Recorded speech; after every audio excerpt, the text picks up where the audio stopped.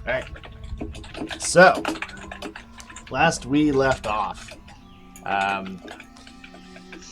Alright, so you guys woke up in Viesa's humble abode, nursing a bit of a hangover and from the night of drinking, and you gathered your things and set off for the other side of town to find some sort of job to help pay your way, or at least make some money on the way to the town of Breakwater Bay. You guys eventually came across Phineas trade caravans inside Ostrath, and managed to essentially book passage or a job doing such. And you met with, I believe, Lucian and his sort of co-worker Zadok, and who are going to be driving two large caravan wagons on a trail to Breebury. And along with the guards Elijah and Horatio who accompanied you, you decided to take that job. Basically, up to this point, Chunk, seeing one of his old sort of childhood friends, that he was there on another caravan from down south. Chunk and him reconnected. I believe his name was Grogmar. That sounds right. Yep. Apparently I didn't write it down. Yep. Grogmar, I did. Grogmar, yeah. Grogmar. I remember being amused because it was Grogmar. It was on an org generator and it came up. I'm like, that sounds fitting. And then I just wrote Grogmar and Chunkmar. I don't know why. I wrote Chunkmar. Chunkmar. Chunk's friend. Basically, Grogmar tries to enlist Chunk's aid in heading back to town to where they're from, down south, and return with this caravan, and to also see Chunk's mother, who is starting to succumb to the effects of old age and just general bad health. Nice mask.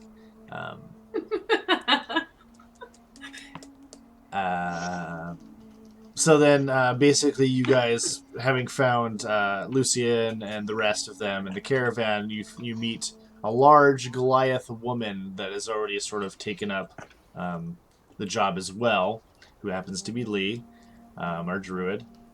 So you guys gather your things and set out around noon, heading west, west then northwest from Ostrath. After a few days' travel, you come into the curve in the road that goes around the southwest edge of the, I believe it's the Thornwood. Wow. I need to, actually pay attention to these, my map names before I do this too. Yeah, the Thornwood, and as the road gets near to the Thornwood and as the sun is setting, you hear the loud sort of rushing sound of creatures tramping. What the fuck? Tramping? Stampeding? Yeah, I'm thinking like stampede and trampling and rampage all into one word.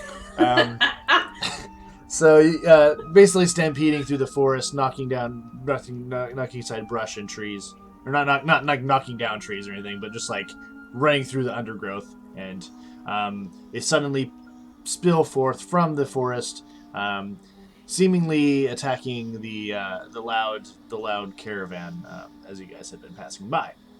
So combat had ensued, and we are about 3 rounds into combat, and that is where we will resume. So let me throw this back on and switch the music to an old standby.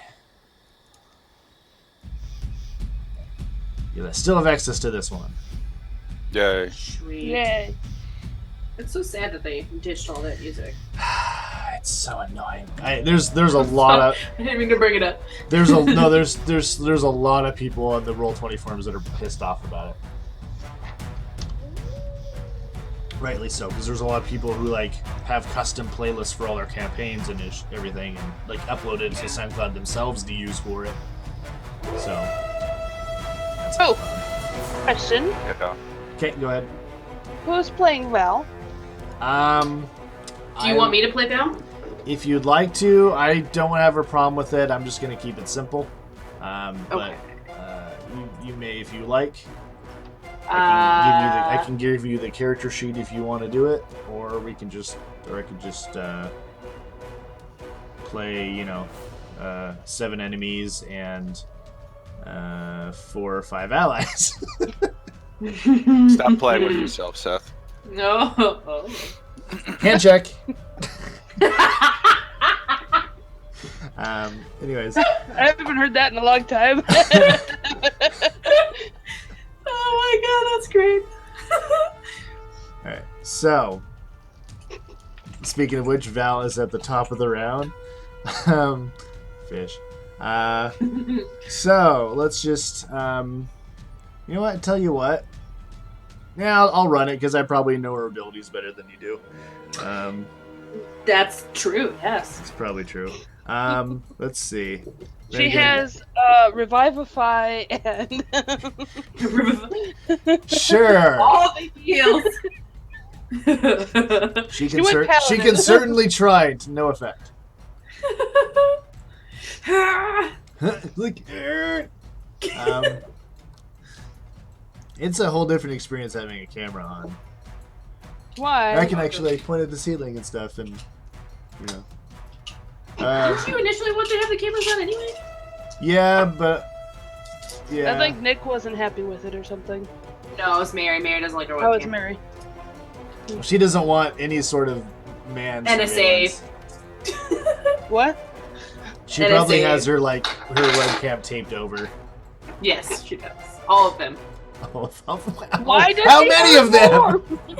Well, she's got a desktop, and then she works off the laptop, and then she's got her Xbox, and then like all this other stuff.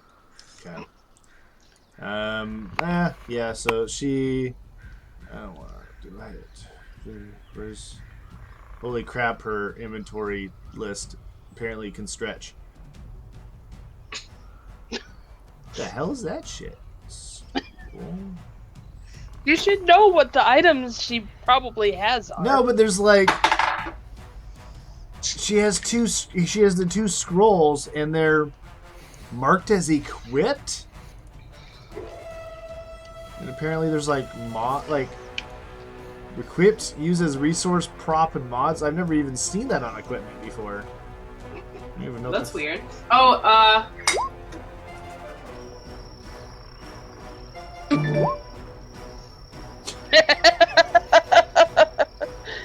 That's if you have a brain left to preserve. okay.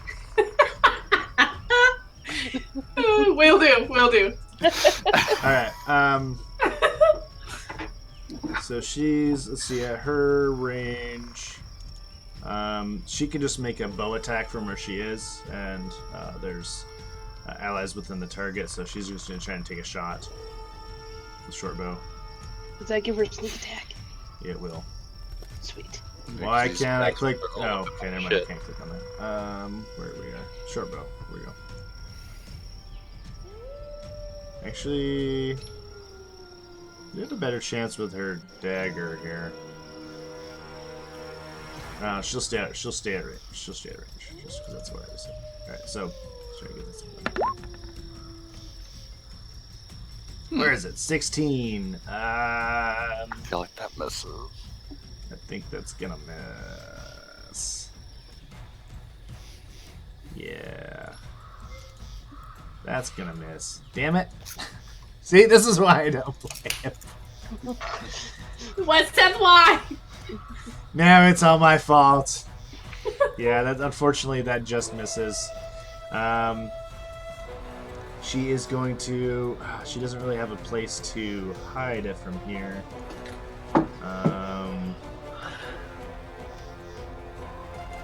What's my distance here? She could get back here and hide. But then kind of leaves the two of you very much stranded by yourselves. I mean, I'm a squishy. Val's a little squishy too, right? Yeah, she's at 18 health. Yeah, she doesn't have a whole lot to start with. That's her at half health is 18. Oh. She's just gonna use her. Doesn't really have anything to do with. Oh, she does have potions. Let's use. I don't think she'll mind me trying to keep her alive. No, probably not. She does have. Oh, does she have any normal healing potions or only really expensive ones? I thought she had one normal, or she might have taken it already. Yeah, she has 2 graders and a major. Where'd she get a major healing potion from? Probably. I think I remember her buying that. Yeah. We spent a fuck ton of money. I think A fuck ton. I'm gonna just. One? I guess I don't want to. I don't know if I want to do the grader. That might be a little over. She kind of needs it. All right, so I'm gonna consume her grader. That is 44 plus 4. If I learn how to roll properly. That's not bad. That's all right. Yeah. Pretty Ooh, good. that's awesome. I think that might top her off here. 16. That is one more than she needed. Sweet. Sweet. So she's at full, and that is her action and bonus action, and she will just stay put. So Lee, you're up. Lee's going to slam her fist down in frustration and then turn into her direwolf form. Okay. Woo! You can see. You should be able to see a folder called Lee's Beast Forms, Sweet! and that's where I'm gonna store all your like stat sheets. Well, there's one so there's Lee's brown bear like above that, and then there's my direwolf right there. Yeah, I had moved that one down. Yeah. Okay, alright, cool. Just to make sure. Okay, so I was my just speed is starting to 50. like add stuff. Okay.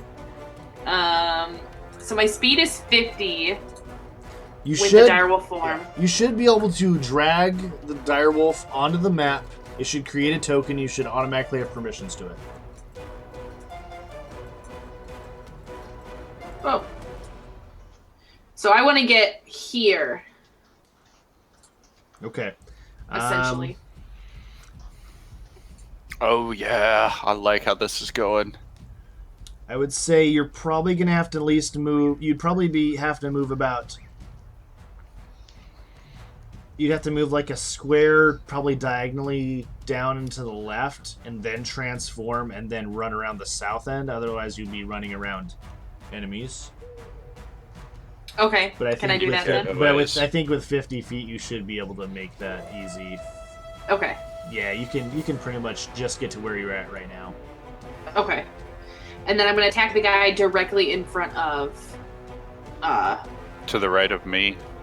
yeah, the one that's kind of injured, so... Keep in mind, you have an advantage because you have the pack hunter thing, whatever it's called. Is Okay, that so are we I- attack now? It's a wolf thing. Yeah. And so... Oh yes! There we go. Yeah! So it's my bite attack. There is a bite attack profile on there. Yeah, I Um, forgot to click it. I'm sorry, I got excited. It's okay. So So it's what's 2d6 plus 4. that'll hit whatever with the bonus is, but you can roll another d20 to see if you crit. Because you do have advantage. Nope. Oh, No. Nope. So we'll go with the first one, which the first one will hit. Just go ahead and roll that thing out so you can get the damage roll. why would it roll the damage? It probably doesn't have Roll auto damage damage! turned on. So 8. And then it has to make a DC 13 strength saving throw. I believe that'll be higher. Might need to update that. Hold on, What kind of saving throw? It's a strength. Strength. To be saved or knocked prone. Yeah. Strength saving. So 8 points of damage, and then let's see. So its strength is now, I believe, 19, right? Or is it? Wait, 20? My direwolf form? Yeah. Yes. Strength it's 19. Is, okay, 19. And then, okay, so plus... the DC will be 15 if you want to change that text. Because since you took the feat to improve your beast form stats, the DC went up with that. And also, Okay. I'm gonna do beast forms using your proficiency bonus. Okay. So that's why. So the DC save DCs and attack ratings and all that stuff goes up. Okay. So yeah, 15. If you ever weren't wondering what the DC should be, just take 8 and then add the bite attack modifier, which is 7. So 8 plus 7 will be 15. So 15 strength save. Let's see what we got here. That is an 11, so he is prone. Yes! Woo! I'll touch right. And can I make 2 attacks with my wolf form or just It's one? 1. It should be fairly strong, but it's gonna be 1. And you do have that thing that you can consume spell slots for additional damage. Okay, I'm just I'm gonna hold off for now. That's fine. And just as a reminder for your if you hadn't seen, let me link you the final I think feat. So I don't know if you've seen it with what I had slightly adjusted on it. Okay. Actually, you know what? So what is that? So would I consume like a level 1 spell slot, and that would it equivalent to 2d6. 2d6? Okay. Yeah. Wow. Yeah, it's basically like a slightly less powerful than Divine Smite, but essentially. So it would equivalent. So it would be 4d6 if I consumed one of my spell slots. First level is 2d6. Each additional spell level is another 1d6. So would So it's not quite double or triple, but it's it's additional. It does. Yeah, but that would be including the 2d6 that I would. The damage for bite is 2d6, Right. and then it would It's on include top another of 2d6. it's just altogether. purely. Yeah, it's purely of the same damage type too. So whatever piercing or whatever the bite actually does. Piercing. Yeah. But basically, it's just sort of like you kind of consume part of your magical essence to sort of invoke the extra bestial ferocity in your attack. Okay. Cool. Sweet. And then I just wanna get that any classes I've given this sort of ability to, like this one, the have a spell strike feat, and then my war mage class, they all go at 2d6s instead of 2d8, so it's a little less powerful than the paladin. So it doesn't quite, it's not better than it, but at least it's the same mechanic, which is still really efficient because you only ever use it when you hit, so it's never wasted. And at level 5, do I get 2 beast forms, or is it just 1 for now? You I can only change into 1. You have 2 uses per short rest always. Okay. It never changes. And then you can any beast at all you can choose to. You don't have to choose it ahead of time. You just Okay. what's useful right now? Oh, to be a spider? Okay, as long as it's under the CR limit. Then Yeah, but now that I'm a dire wolf and I change into my spider, that would be my 2 uses. yes, correct? that would be an additional use. But you do have essentially temporary hit points equal to the beast's health, so that's pretty insane. Which went up with the feat as well, so I think 42 health instead of 37. Yeah. All right, so that's your bonus action to transform. You did movement and an attack, so that is your turn. Mm-hmm. Viessa is up. She's going to try to shoot. First of all, she is going to she'll use her her object interaction to put her bow away. She is going to use her gunfighter feat to pull out her pistol. And she is going to take the first of possibly 3 shots with her pistol. Sweet. Did Do we it. Did we lose Viessa. Joe? Or is Joe still there? I'm still here. Okay. Your picture faded out for a second. Where is Viessa? Okay. So first shot with Folly. That is going to hit, and she is going to use a channel magic to attempt I need to pull up my fucking sheet here. My War Mage thing. Haven't done this yet. She is going to use a channel magic, and she is going to attempt a concussive blast shot Ooh. to Heyo. attempt to knock the other orc next to Levin to the ground. Fuck yeah. That will be... That goes off her intellect. So I believe...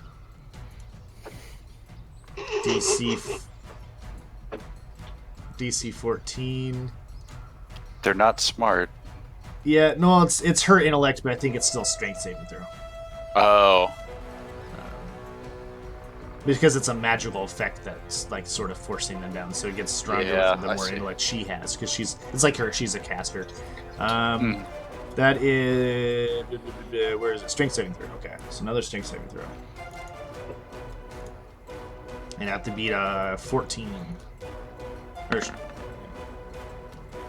That's gonna be a 12.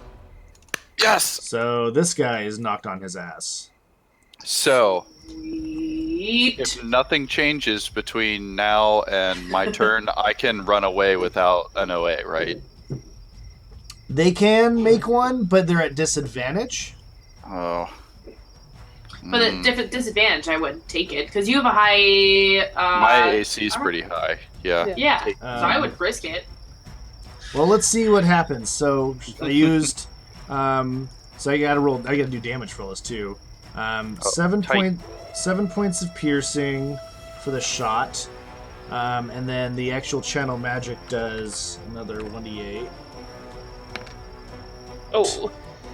Alright. And then, you know what? She's gonna put some Sigil Strike into that too. Might as well. So what? Her Divine Sigil. Smite. Oh, okay. Sigil, yeah. Sigil. Fuck it. Just fuck this guy up. What's with all these wands? This is carrying over from last round. It is. The giraffe Wednesday was supposed to bring power. Damn Alright, it. so as she Wait. she pulls out her gun and she sort of concentrates and channels and she shoots, and her bullet shot shoots out and smashes in the body with this concussive force that's wrapped in this sort of icy shell, and it blasts him, knocks him to the ground, and he takes a total of 7 points of piercing, 1 point of thunder, and 8 points of frost damage. That's the first shot. Ow. Unfortunately, they're on the ground now, so she'll be at disadvantage to shoot. She's actually going to take her.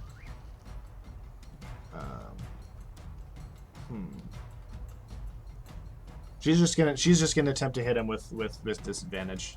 She doesn't really have much other option. She's gonna go for the weaker guy now, The one in front of Stabby.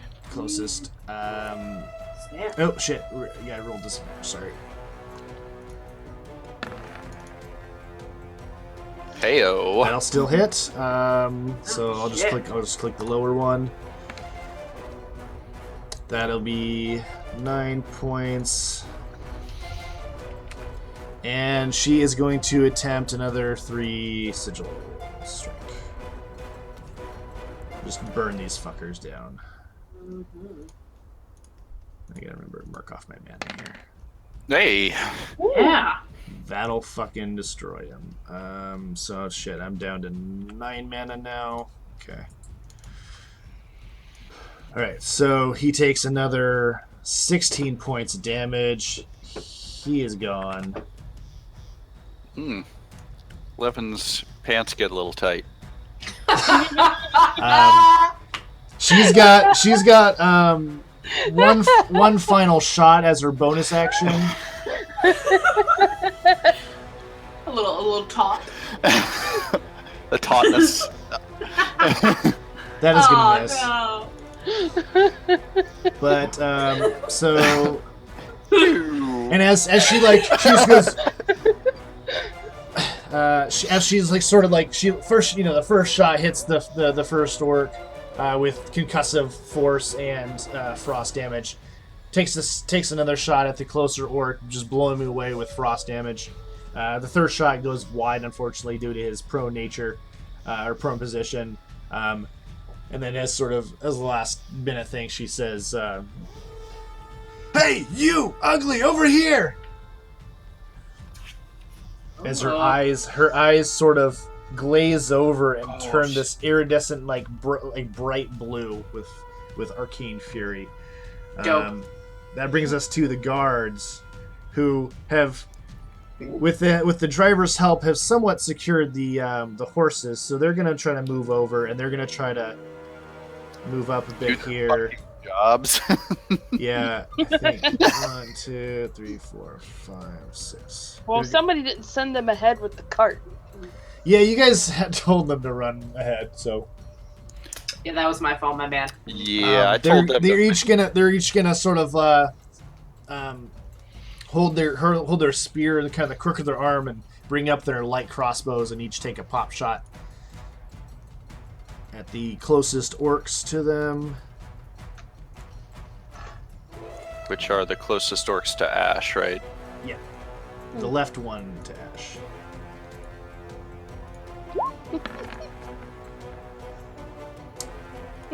What is this down here? That is a 9 and that is a 14. So both bolts shoot wide. So what are you looking at? I think he just moved the token out of frame. Yeah, there's a Lee down here. I was like, what's she doing with that fuck down there? She's duplicated herself. I ripped myself in half. Alright, so that will bring us to the Urukar. Alright, so... Pineapples, no! Your nipples? Pineapples? Pineapple! I heard pineapples. I heard high nipples. You've broken her. I totally forgot I could see you, too. It's like in the corner of like one of my screens, so... let's see. I'm going to randomize who the orc is going to attack.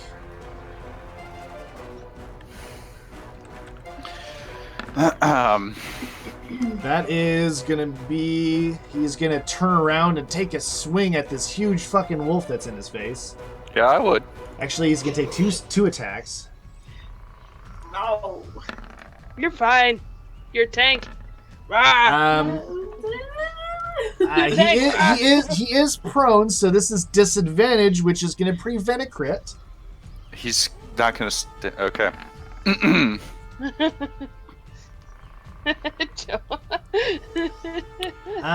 Sorry, I had something in my throat. Yeah. No, he's just kind of like laying on the ground, swinging his axe wildly, and you just able. A temper tantrum. Yeah, basically, he's trying. He can't quite get his footing up, and he's actually gonna stay prone for now. But he takes 2 attacks. The one kind of just like fumbly kind of goes towards you. The other one you're able to just sort of like jump over as it goes underneath you. You don't suffer any hits or damage from him. Sweet. And then the 2 over by Toril are going to take their attacks towards her. Staying alive. Staying alive. What's your AC? Mine's 17. Alright, so that's going to be 2 out of 4 hit. Ow. Could be worse. Could be raining. Could be better, but it could be Only worse. I could attack back when they hit me. What's that? I said if only I could attack back Only. when they hit me. Only if you're a barbarian. Barbarians, man. Blow, blow, Seth. Blow, blow. Yeah, well. I wanted to switch. And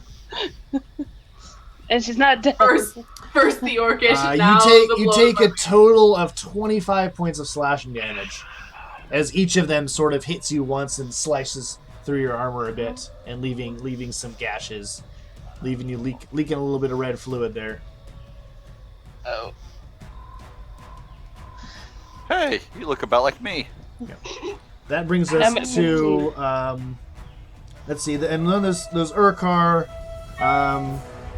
This one is going to attempt to flank you after that, and that's their turn. Levin, you're up. Ooh, I have a lot of things I need to do. You're currently standing in this uneven, rocky terrain. Yeah, first and foremost, get the fuck out of here. How much would so it would be 10 movement to get to this square, right? Yeah. And then would it be another 5 to get to this square? I believe it would be another 10 to get out of it. Okay. You would still take that opportunity attack, but at disadvantage. Oh, right. So let's. Can't you just step over that dead body? Is that difficult terrain? This dude, right? You know. You already I would say so because there's a body there. Yeah, so it doesn't do me any good. I just need to disengage from this and back up. So I'm gonna take an action to disengage. Okay. I'm going to move. Yeah. That's 10 feet of my movement. What do I need to do? All I have is a potion, like a vanilla potion. You have second wind. Yeah. I kind of want to take the potion, but I feel like if they're going to hit me, they're going to take me out. Stabby's anyway. up next, too. That's true. He is up next. I think he's pretty aware that you're hurt. Yeah. He's very Yeah. aware. You're like holding your guts in at this point. Basically. So, you know what? I'm happy right here. Okay. And I'm gonna, now that I'm no longer at a disadvantage for being within 5 feet, I'm gonna take 2 shots with the shotgun You right have at no that dude. action to make an attack with. Well, I'm gonna action surge. There you go. Yeah. So now I get 2 attacks, correct? Yeah. Okay. So he's gonna get both barrels. Okay. And should I? I probably should, because I'm at a disadvantage because it's dark now. I would say I'd say within 10 feet you can see. Okay. Okay. Then yeah, he's gonna get some Scotty the Shotty with +1 ammo. Okay. Yes. You can roll damage first if you want before doing your other attack. Alright, so 14 points. You blow at it, a chunk of his shoulder armor, just leaving this huge gaping wound on his shoulder, and it's just like bleeding profusely, and like he's kind of struggling to hold up his axe a bit. Then let's just finish the job and take off his head. That'll hit. Yeah. Angry Levin. Yeah, Wow. you do so. His head is gone. There is that was 12 points of overkill, so his head is absolutely That's destroyed. amazing. Well, now she's gonna get a lady boner. It's a circle of lady boners. That would be weird in my form. It would be huge. It would touch the ground. Would it also be leafy?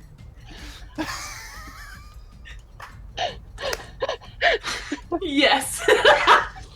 Oh, you should have made it a flower. It's like a little vine grows out with like a little leaf Like on a the end. rhino penis. I was Yep. gonna say it's like a leaf covering it, but Yeah. then the leaf just gets bigger. Like the flower from Jumanji. You still have your bonus action if you want to reload or something else, or a second. might one. as. wanna No, I go might to as. the I'm gonna reload. Okay. Again with how many of those? Shit, this is all out of order. Pellet cartridges. Okay, I'm down to 6 magic pellet cartridges. I'm gonna reload with 2 more. Okay.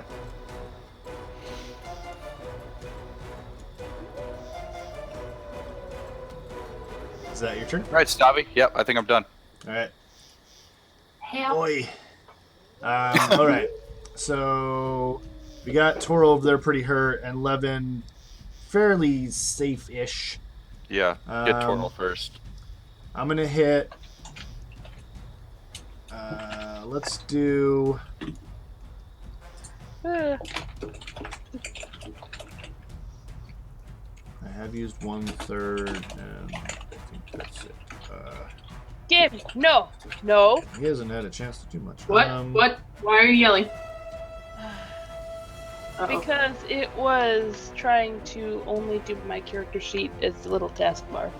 I was Oh. like, no. No. I'd hit No. expand and it wouldn't expand any. Like, that's not what I wanted. No. All right, let's see. No. Let's see how much I can get out of a level 2 healing word. So I guess I have a different window now. And apparently it's not on my spell sheet.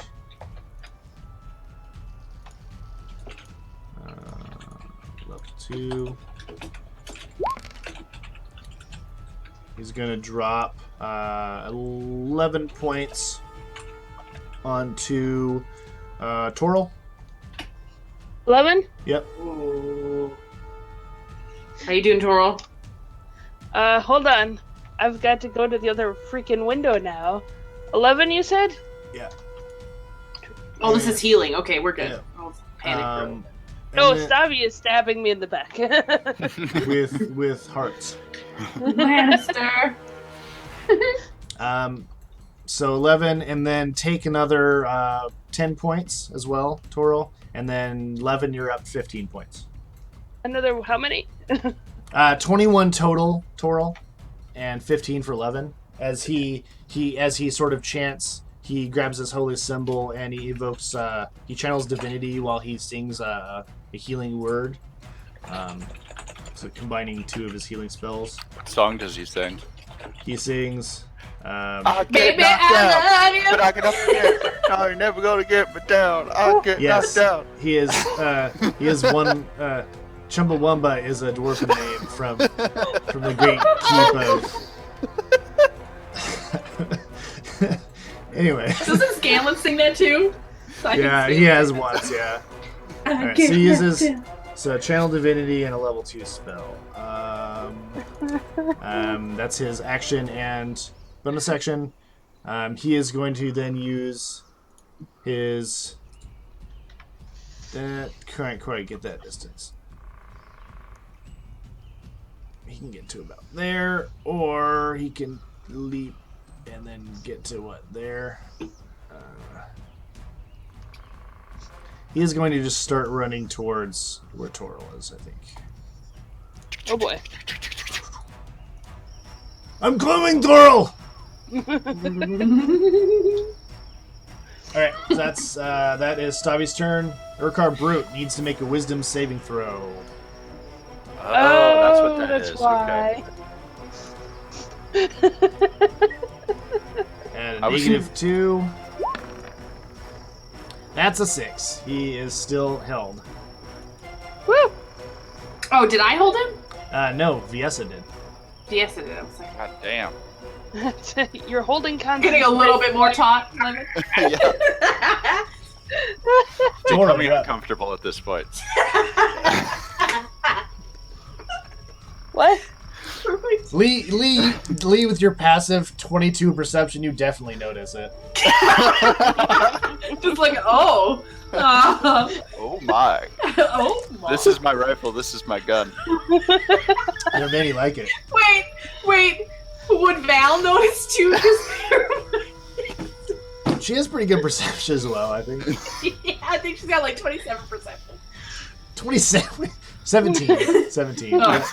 Yeah, I think she would notice, especially with her drow dark vision and being right there. Yeah. Is she dark visioning at my crotch? Just straight. I was drinking water. Be glad ultravision is not a thing. I'm texting her this. I am recording, so. Ugh. I'm just gonna be My text message is gonna see you notice Levin's boner. That's it.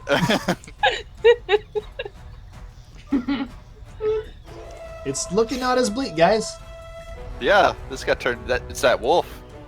That's crucial. And I was like between the wolf and I was looking forward to VS and knocking some bitches down. So. Yeah. Breathe. In a moment. All right. What we got? I do Kick believe his ass, Seabass. You are being It is you, flanked. Toro. flanked. That's not a good thing. No, you're being Do whirlwind. I'm not an Whip air your hair elemental. back and forth. Whip your hair back and forth. Probably blades in it, knowing Toro. There's some Warhammer dwarf characters that have like little metal axes like tied in their beards, so when they whip their beards around, it like cuts people. That's cool. I'll do the whip. Okay, well, I guess I should swing at the one that I've already heard a little bit. Yeah. Did I have the axe out, I think? Yeah. I think it was the axe. Yeah. No! That is gonna miss unless you want to use a maneuver. But that's Yeah, but that's very a high roll. Yeah, that's a 7 or 8, I think. You Yeah, guys have well- you guys have figured out with them wearing what looks to be essentially splint mail that they have an AC of 17. Yeah, because they're wearing what I'm wearing. Well, similar. It's a very crude orcish made, but it's very well armored. It's still split mail. Yeah. Okay. Swing at him again. Alright. God damn it. Sure! You want Precision attack. Alright. You gotta get a 5. That's a half chance. On the 8, right? Yeah, 1d8. Why? Damn it! Oh. Okay. Can now I action surge? You certainly can. Certainly. Certainly. You certainly can. Hold on, let me mark it down that I'm using it. I like to combine words today. It's okay. It's fun. Hit! Oh. Motherfucker! Oh. She's just standing there in the middle of the field, like whipping her Whiff! shit around. Whiff! Whiff! Oh.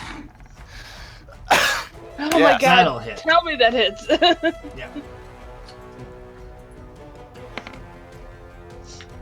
Do you want to do any maneuvers on this one? Yeah, threw a little What? extra mustard on that shit. That doesn't do an extra damage, Well, does it? no, but don't you have your tripping attack, I have... which would do an extra D8 Tripping damage precision. and do a trip check thing. Oh, yeah, let's trip the fucker. Because remember, if they're prone, if they stand up, they get an opportunity attack. Alright, so that's another D8, yes? Yep. Yeah, I gotta get my. Just wanna double check. That doesn't count for the great weapon fighting, right? No, it does not, unfortunately. God damn it. It has to be the weapon damage die. I will just double check this rule here. No, that's past fighter. Where's fighter? Alright, so trip attack. When you hit, you add damage roll, and then larger, small creatures, strength saving throw. On DC, what's your strength? My strength? Yeah. 19. Alright, so plus 4, plus 7, so DC 15. Ah, that's not what I want. No. I like maximized the window instead of minimizing it and just covered my screen. no. Covered my screen. So DC 15, making a roll.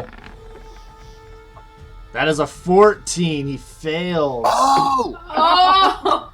Lay down, bitch! So he goes. I'm not an absolute failure. He falls to the ground as well as taking 9 whopping damage. In my mind, you were just like swinging your axe around him, and he eventually just got so overwhelmed he just fell over. So you're slashing. The first one goes wide. The second one goes wide. The third one, he sort of deflects off his armor, and then you bring around for a fourth swipe, and you sort of like sweep it through his legs and cut into his legs and knock him to the ground. Yeah, he's on his ass and slightly wounded, more emotionally than physically, but he's on the ground. You still have your bonus action. Bonus action. I don't think there's a whole lot I can do with a bonus action. You still have your second wind? Oh, that's true. That's a bonus action, isn't it? I never used second one, so I don't remember. It refreshes every short rest, so you should use it a lot. Yes. Okay, well, how do I... D10 plus your fighter level. What? D10 plus your fighter level, which is 5. So D10 plus 5. I'm working on it.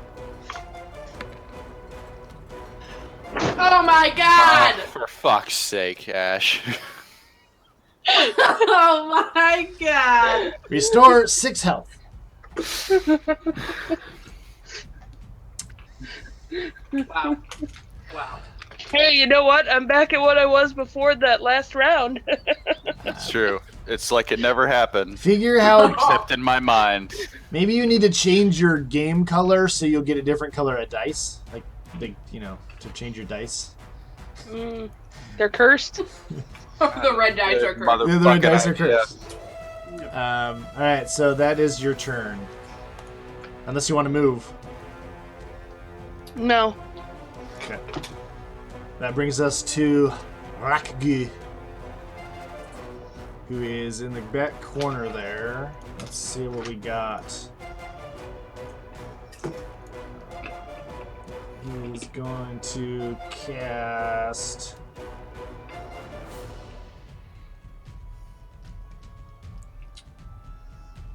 Did I? I think I still got Call Lightning up on him. So he is going to bring down some lightning. Wait, I thought he had Hold Person on him. No, that's on the big orc No, motherfucker. This is the orc shaman in the back.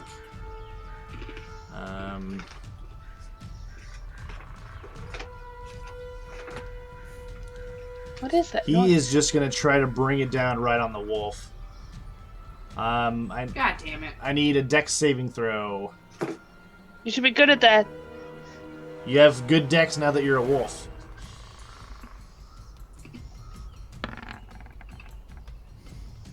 Unfortunately, that's going to fail. You are going to take 3d10 lightning damage. Fuck me. You're in wolf form, and not that bad. God damn it! You're going to take 13 points of lightning damage. Well, that could have been a hell of a lot worse. Yeah, that was a pretty roll. Bad roll.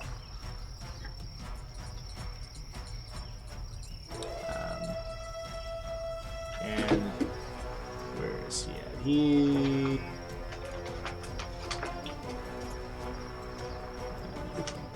He's going to stay where he is. That brings us to Morbash. Morbash. Morbash. Who is going to... You know what? He's also going to see this... Let's randomize it. Alright. I'm behind a tree. You are currently behind a tree. He is going to run towards the closest enemy, which happens to be Tor. Get there, Stavi. Bring up his character sheet here. He's going to make 2 attacks.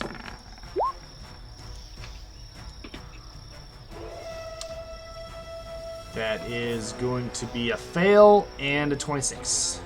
Uh-oh. Does that hit? It just barely hits.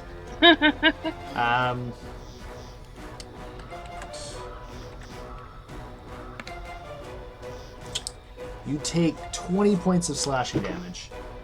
as one of the cleavers just buries itself into your side, like into your back almost, just like cleaving into your like shoulder blade, straight through your split mail. Ow. Ow, ow. That will be his turn. That leaves us to Val, who Val is going to, since you're kind of being surrounded, is just going to take a straight shot right at Morbash's back. That's a short bow attack. That is going to miss. I don't know if I should roll her anymore. She's going to attempt to get behind the stump and make a hide.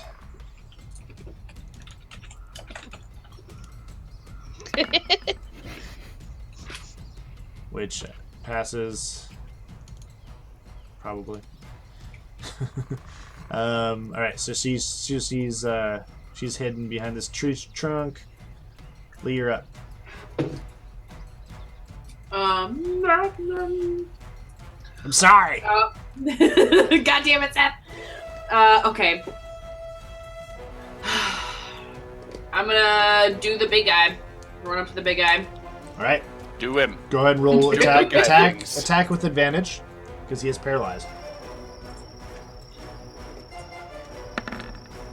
Woo! Oh. Damn. All right, that's definitely gonna hit. She's ferocious. Sweet. Yes. These are all good things. Roll another 2d6. Because as paralyzed, you automatically crit. Whew. Yes. That's just an 8, not a 12.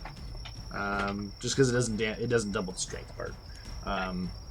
So that'll be a total of 23 points of damage. Sweet. Woo! Look at that health bar. And he has to make a strength save. I need to check this. He may have disadvantage or automatically fail due to being paralyzed.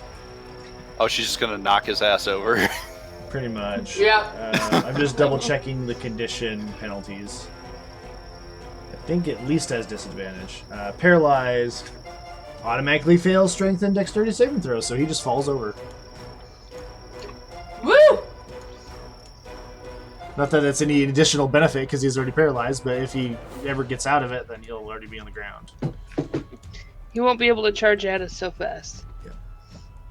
Alright, so blam, you just like basically he's just like he can barely move and you just like run up, bite straight into his leg and just rip out a chunk and like he falls to the ground and just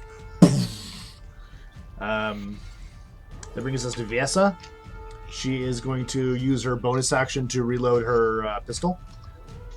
And then she is going to... seeing how you're kind of just gnawing on fresh orc meat with little resistance, she's going to try to go help over with the greater threat. You are eating him alive. Well, he just like sits there paralyzed and like terror almost. Like you all you just see is like the eyes like darting around like madly, like she can go to about. She's gonna sort of run up a bit. She's gonna.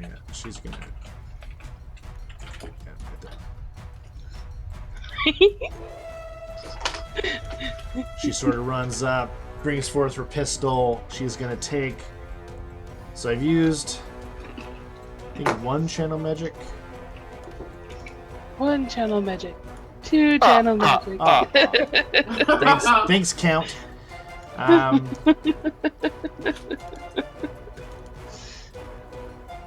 from there she's just gonna take. She's just gonna go after the big guy. Let's kill the big guy. Yeah. Kill it, Dad. That's not supposed to be disadvantage, damn it. So that will hit. So it's 18. That'll just hit. That's gonna do 11 points of piercing. Let's make him do a saving throw. Why not?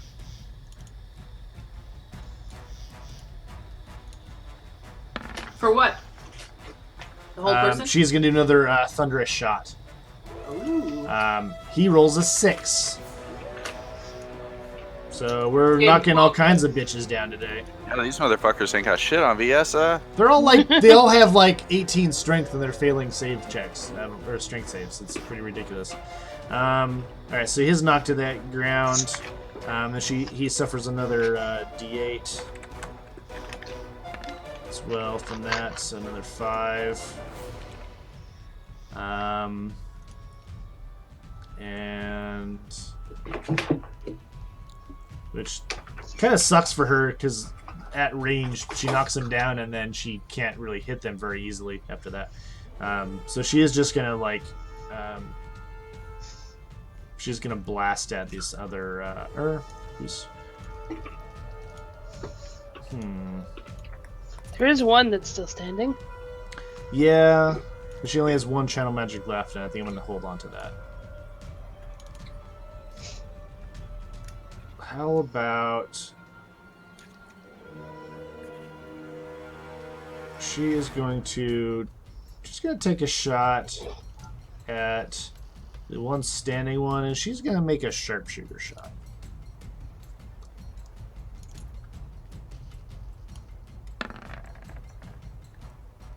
Which is gonna miss because of that. Yeah. Wait, yeah, okay, so second shot goes wide. That is her turn. Guard. After they slowly get their crossbows rebolted, they are firing 2 shots. 2 shots total. We got an 18 and a 13, so 1 will bend itself in this closest orc. For a whopping 2 damage. This was, I already took off the lashes, you guys, because a marijuana bitch. Dunk. I got a bit shook earlier. So a lot of you may not They know reload their that crossbows, and that brings us to Urquhart. Zach actually just moved into our home. So All right. I have a question for you guys. Tomorrow I'm going to film my September favorites. So should we have each brother in the video? Should we debut What's that? for everybody? Who's got audio on? Are we Also, broken? You guys realize I don't we're know. 2 That's Kara. days away from the limp ammunition. Kara? launch. What? You got your TV on or something?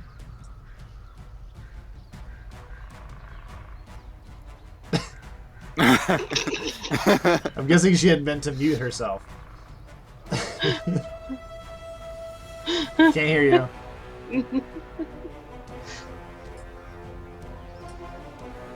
Can't hear you. God damn it. I can hear you. Well, what the I don't know what's that. Anyways, the one Urquhart that's prone is going to stand up, so you may take an opportunity attack if you like. Oh, that's lazy? Yeah. Advantage as well. Why? Because he's standing up? Because he was coming from being prone. That'll hit. Yay. Love it Motherfucker. if you would just kill him as he tries to stand up. I You would take a love that. you take a pretty big chunk out of him, but now Yeah, the 4 that of them, or the 2 of them around you, are going to start taking swings. Oh.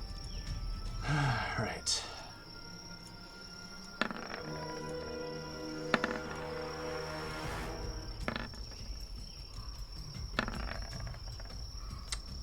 I rolled a 20, a 7, 11, 11. So 1 hit. Okay. Mm-mm. Don't. And I rolled a 1 undamaged. That's 5 points of damage. I'm going to screenshot this. Because that's... Well, not that I want to kill you, but that's just so bad it hurts.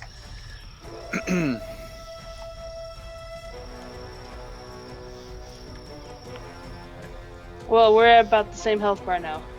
Yeah, pretty close. I think their max health is pretty close to what you have. Way less than you actually. 11, you're up. So because this guy's prone right here, if I were to attack him from this square, would that be at a disadvantage? I would say Or for is that a that, BS thing? I would say for the purposes of this, that would not be a disadvantage. Okay, so For 10 feet, I think 10 feet would probably be about the limit, though. that is my shotgun's wheelhouse. So I'm gonna step on over here and take 2 shots at Ugly. Okay. So I think if someone was on the ground 10 feet away from you, I don't think that would impede your accuracy. For anybody. Oh, That is a 2. Alright, so that's It doesn't hit me, right? No. Oh. Actually, that is a natural 2. That is a misfire. Oh no! So your gun is currently jammed. Shit. action to clear it. It is an action to clear it. And what do I just roll a d20 on that? Yeah, that is a tinkering check. Sure, let's have some of that. Is it an action or an attack? Let me check. I thought it was an action. Yeah, it might be a full action. So you might not be able to do it this round. Where's my firearms? Firearms, misfire.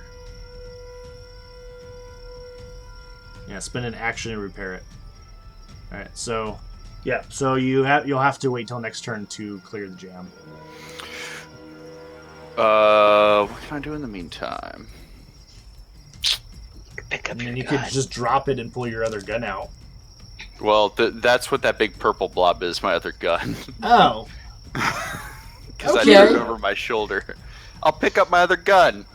that's a 7-foot long gun. No, that's a 9-foot long gun. It's a diagonal. Don't be jealous. Some guns are bigger than others. It's just the way it works. It's not how big it is; it's how you shoot it. Oh. And apparently, all right. Now I'm done. You already blew your load. You missed. Just picking the gun up piece by piece. All right. I'm holding. I don't know what I'm doing. I'm holding a gun in each hand. You're holding something. I'm gonna stow the dry shot rifle over my shoulder for now and keep the shotgun out. Okay. So you sort of like use your object interaction to sort of just pick up your gun off the ground. Yeah, in case I need to Alright. use it later. And on to you, Stavi. What you got? Stop. He is going to. Let's see. He is going to run up. And as he's running in, sort of yell another, like, staying alive. And, Twirl, you are going to heal. Just because you're the one in the most immediate danger here. Well, yeah, I'm now the one that's surrounded. 14, not bad. Woo! Okay. And as he runs up, he is going to sort of mutter a little bit as his warhammer glows with divine energy, and he takes a swing. They're at the one on the ground, right? Yes, the one that is prone, so he has advantage. Yep.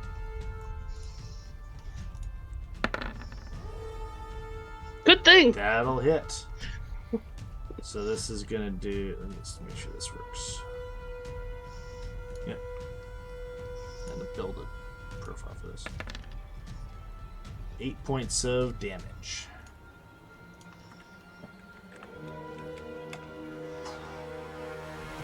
Nice one on my damage roll there. Jeez. Yeah, so he swings forth and just his hammer comes down and just smashes in, crumples some of the armor plating on this orc as he's laying on the ground, just smashes into his chest, and you see a little bit of like divine light coming off his warhammer as it smashes him. Woo! That is all his actions. That brings us to the brute, who will try to make another wisdom saving throw.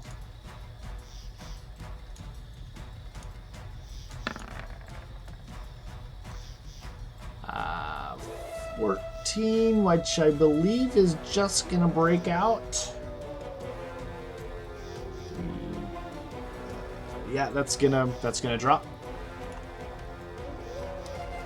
So no longer paralyzed, still prone, but that's his entire turn because the save happens at the end of his turn. So Toril, that brings us to you. Okay. You got. I want to swing at that guy now. Kill him. Hold on. I think he stood up. I gotta clear that. Sorry. Oh, did he? Oh, that's right. That He gives did the stand. attack of opportunity. Yeah. Okay. I'm still gonna swing at him though. Yep. That Yes! is a nat 20. Gonna roll Yeah! damage. Right. That is definitely gonna kill him. That's awesome. Smash. Destroy! You sort of like as he's standing up, you cut him in once, and then as he gets to his full height, like just about like after he kind of swings at you as he had stood up, you just return the attack, and you just put this huge gash through his chest that just spills his you can see his lungs and stuff through a crack in his armor. He just falls right back down to the ground after just getting up 3 seconds ago. You're like, no, stay down. You have another attack, and you actually have a bonus action attack for 1, killing someone, and 2, creating someone. So, I mean, still 1 attack, but you qualified twice. Okay. So I can take a swing at advantage at the guy next to me. The prone one, yes. Yes.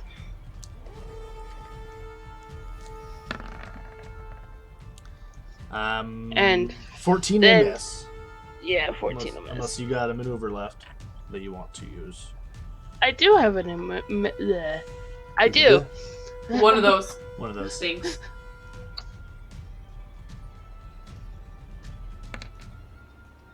Well, that's better. That'll make it a hit. Alright. Go ahead and roll damage. 13. Alright. You still have a bonus action attack if you want one? Yes. Do it. Oh, that's a hit. Woo! Yeah, that's a lot of damage. God I damn. got angry. Yeah, catching up. Angry Toro.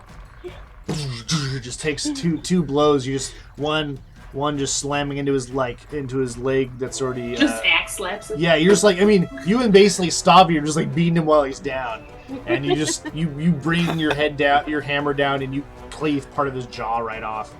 Woo! That'll be all your turn unless you want to move. And I'm good. That brings us to Ratgoo. Ratgoo? Ratgoo. Right, good. Who is going to bring his call lightning down. Doesn't want to do it there because it his allies. Oh, me? He is. Gonna bring it down on my dumb ass. He is going Bring it down on the wolf. How do I do my spell things? So I can do. Does this work? Yeah, so he's gonna bring. Oh no, I want the lightning color. I do have a lightning color, don't I? Blood charm. Wisdom of lightning. Whatever, that'll work. Right there, which is gonna hit 5 feet and around it. 11. I need to make a dex saving throw as well as stop. Oh, shit, weapon. His dex is high. Why would you say that? What are you talking about? You will pass. Davi, I think, just passes. Oh. What was the save? 13. Oh, that's not super high. Nope.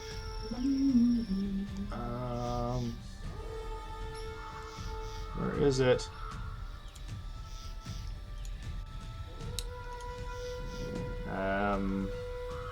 Yeah, that is a 13 to save, so that is a success as well. So you both take half damage instead.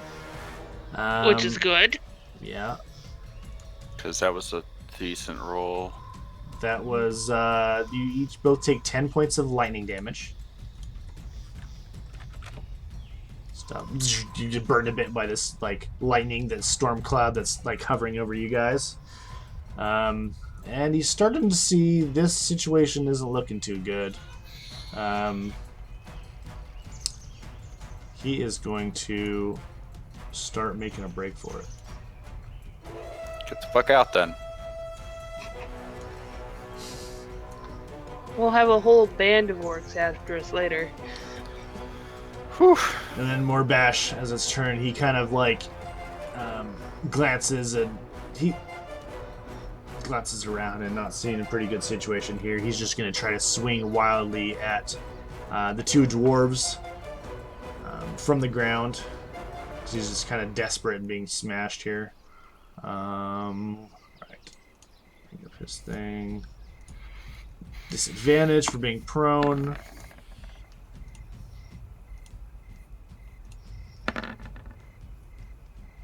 Both will miss. Val is up. From her position, she can take a shot, which the disadvantage and advantage will cancel.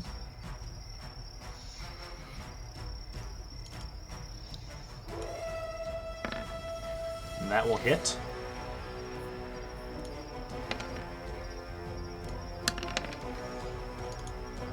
That's 20 points. Oh. One little health left. Was he at like 1? He's at one little health. That brings us to Lee. Yeah. Okay. I'm gonna attack the dude in front of me. All right. Do I still have advantage? You still have advantage because you're still prone.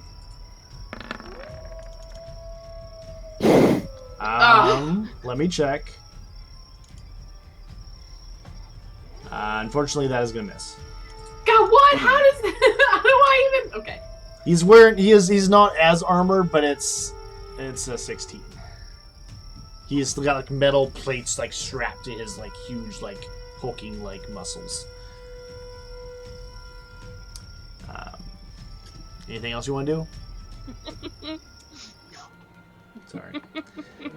That brings us to Viessa, who is, she's got, let's see, she fired twice with her pistol, so she's got one left in the chamber.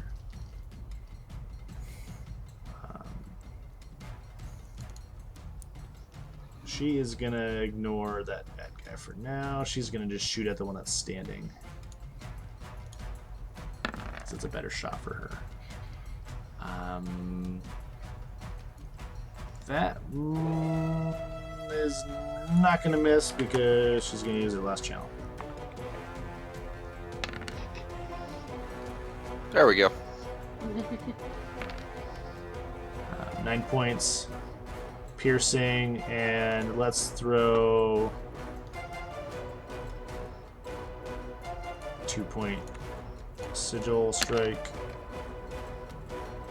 So a total of 16? Yeah. For the first shot. So he gets slammed into his chest by this pistol shot that unloads from her pistol that it arcs across with frost energy.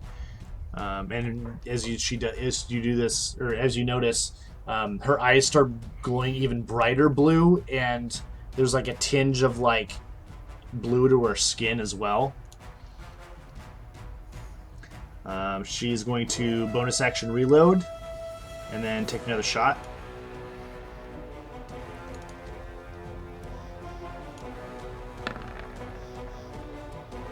That is going to go wide. And that is her turn. Guards. Do more good. That is a 6 and a 21. Which is going to do 7 points of damage. A little bit better. And that brings us to the Urukar, which is just one of them.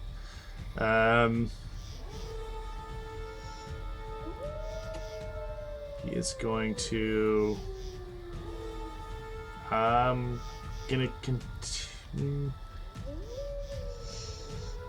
He's actually gonna move up and try to swing at this other dwarf. You bastard! How dare you? That's a 9 and a 22, so one's gonna hit. 10 points of slashing damage against Stavi. That's gonna put Stavi down to 14 health. 11, you're up. Oh, that was it for him? He had 2 attacks. He was the only one left. Gonna step up a block then, and probably being tall enough to shoot my gun over Stavi's head will... If you don't permanently damage his hearing, yeah. You need to clear your... You actually have to use an action to fix your gun if you want to shoot. Yeah, I that do, one. that's right. Or you can use your other gun. I'm gonna switch out for my other gun. Okay. And I've still got, according to this, if this is accurate, which I think it is, it still has 2 shots in it. Okay. So let's take a shot. That'll hit. Go, 11. 9 points of piercing damage. Just one sort of like at this range, it just like leaves this gaping hole in its like chest, and it just starts oozing blood out of it. The interaction to switch between the 2 weapons. Do I still have another attack? If you just drop your other, you had to probably just straight up drop it. The one you. I mean. Technically, with how you were like picking up one off the ground, anyways, the previous turn you could have arranged to. You do another shot with the rifle, right? Yeah. Yeah, you could do another attack. Okay. Between the 2 turns of free actions, you would have switched. 18, that'll most certainly hit. Oh. Can I shoot his head off too? You don't blow its head off completely, but you leave like a big gaping hole straight through it. Whoa. And you see bits of iron just shatter out the back of the helmet as his body goes limp. Sweet. I'm gonna stand here. Do you feel lucky, punk?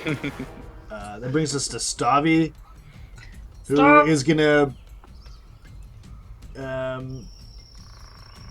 seemingly that this fight is starting to wrap up a bit. He is going to use his bonus action to cast a 3rd level mass healing word.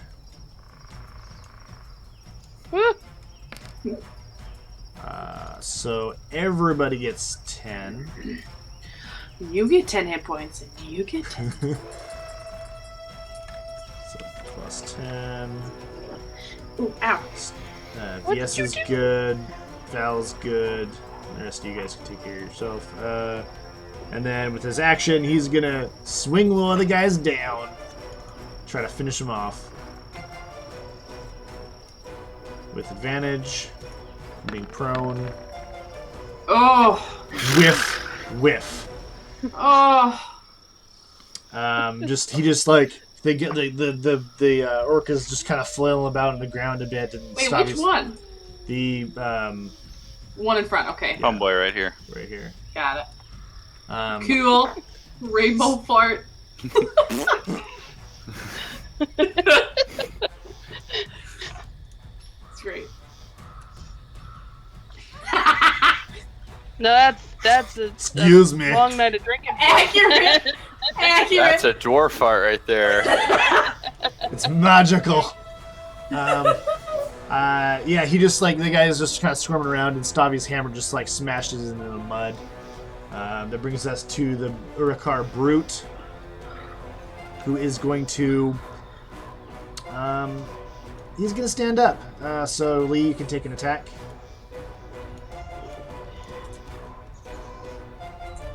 Come on! That's going to hit. Yeah. Thank you. Yeah! Alright, so 10 points of damage. And I guess technically he has to resave against it to not fall back down. Oh, Let's see. What does he roll? Fall back down. Oh, please. despite that, like, He rolls an 18, so he stays up. Damn it! He does have a +5 strength, but that 15 save DC is pretty harsh. So he gets up, and he just like, just like this like spittle and bad breath just comes flying in your face as he, even though you're this huge wolf, he still towers over you a bit. He's gonna make his first attacks he's made this entire combat. Uh-oh. and it's gonna crit. Or with.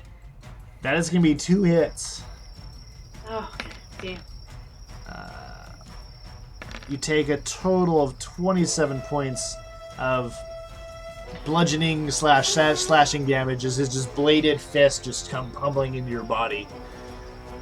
But luckily you're a wolf that doesn't give a shit.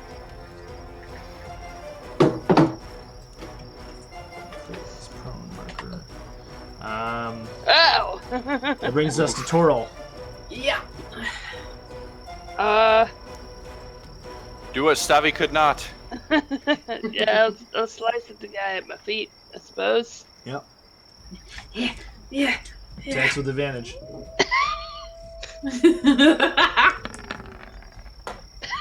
Yes. Yeah! Alright. You hit. And you obliterate him. I was bad. How do you want to do this? Since I'm pretty sure you overkilled him Chop by his like head off. probably like Yeah. roll damage. I want to see damage. Okay. I want to see crit damage. You overkilled him by 17. Damn. Yep. Just make a skull. Ooh, sorry.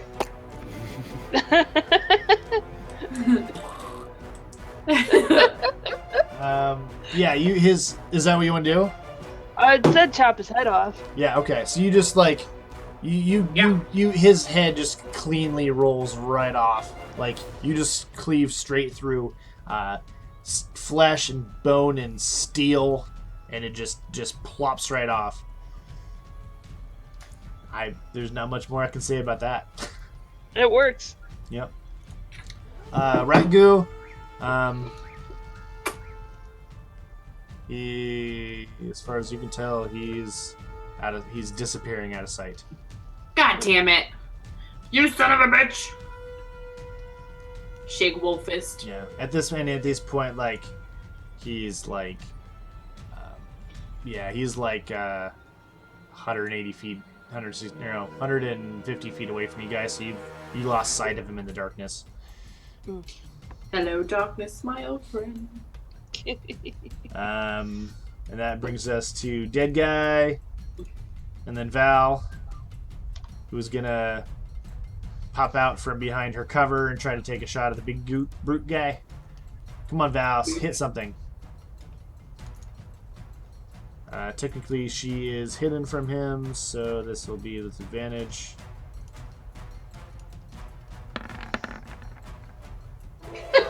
That'll just hit.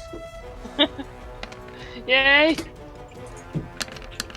Man, garbage. Oh, garbage rolls. Garbage. Mary, why? It's your fault. Mary, why? Oh, you didn't X out the dude. Yeah, well. Lee is up.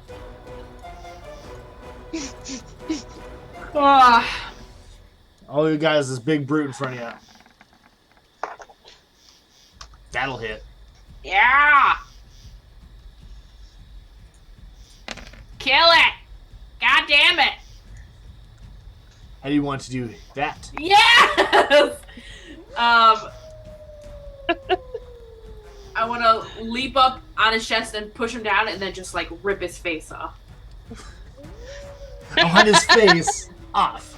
Just- Yeah, you climb up on his chest, digging your claws, like, into what remains of his armor after you've been tearing at it, and you just start basically eating his face as his body crumbles over backwards and it's, like, convulsing and shuddering as you're just like...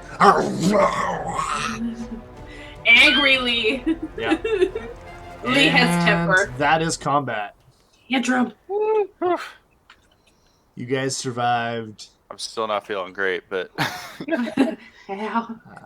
My health kept going from all the damage they did to me, and then Stavia would pick me back up that same amount, and then back again. He's got scars. at a point I was wondering if Stavi couldn't do more damage than you, and if he wouldn't have been better off just letting you go down and taking a few points himself. Yeah. She did. Yeah, he didn't get too much in. But Stavi is definitely feeling a little spent. He used the last spells. He did. He's got his level 1s left, but he's like, that's about it. I think he has one level 2 left. Which he's going to spend right now to do a quick prayer.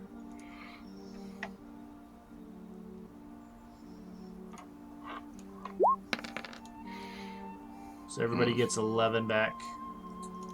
Woo. Can I, at that point, morph out of my wolf form? Yep. You can drop it. So you drop your wolf form. How do I get rid of this thing? Just drag your normal character token back on the field again. And then just delete that one. How do I delete it? Just hit the delete key on your keyboard after selecting it. Don't do it to me. And if you guys, you guys can take a short rest. Oh, good. And sort of like reconvene with the wagon and stuff. Hello, wagon. I'm gonna do a short rest here. I'm gonna roll some hit dice for Stavi.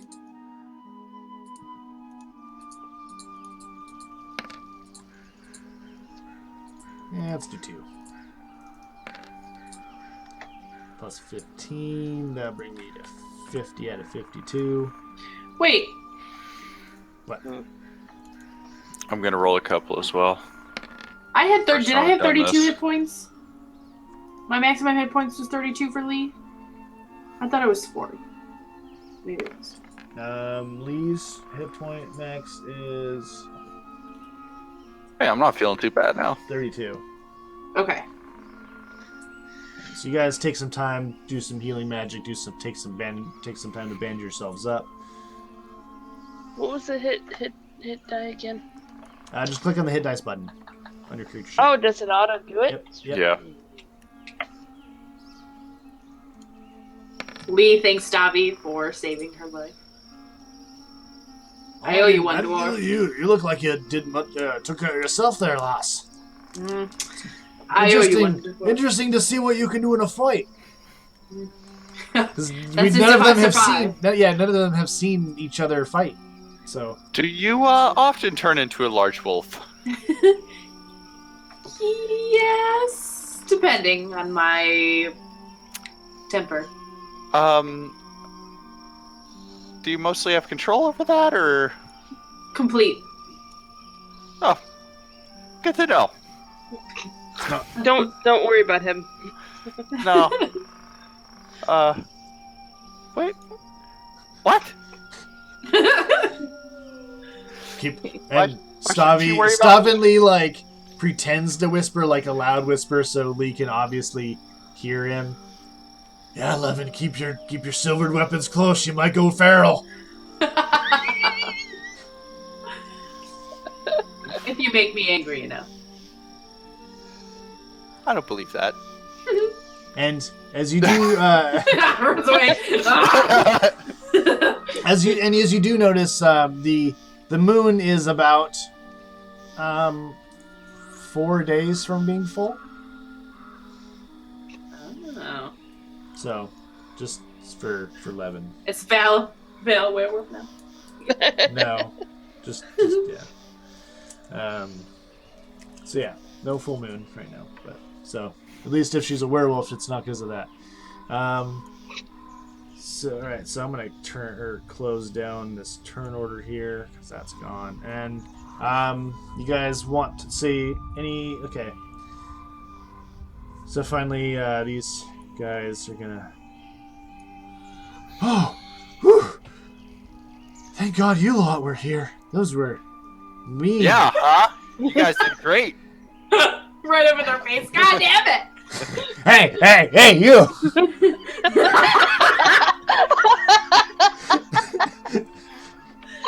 I don't even know. Joe doesn't even get to experience that. That's great. So yeah, it's like, well, we had the occasional small, like, you know, tiny animals attack, and maybe a couple of goblins here and there, but never orcs, especially those organized or big. What was that thing? And he kind of like points off and looks at that huge, like, lumbering brute that doesn't have a face anymore. That's on the ground. So I'm not sure, but he was in our way. What is And it we we're fought a carrying hydra. again? Oh, jeez. Yes, Levin. The Lucian and Zadok sort of walk over as well, leaving their wagons because the horses have finally, like, sort of after a little bit of rest, have kind of quieted down, and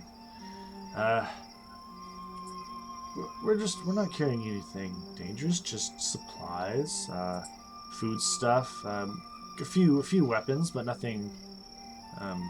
Mostly just raw supplies, food and minerals like ore and grain and that kind of thing.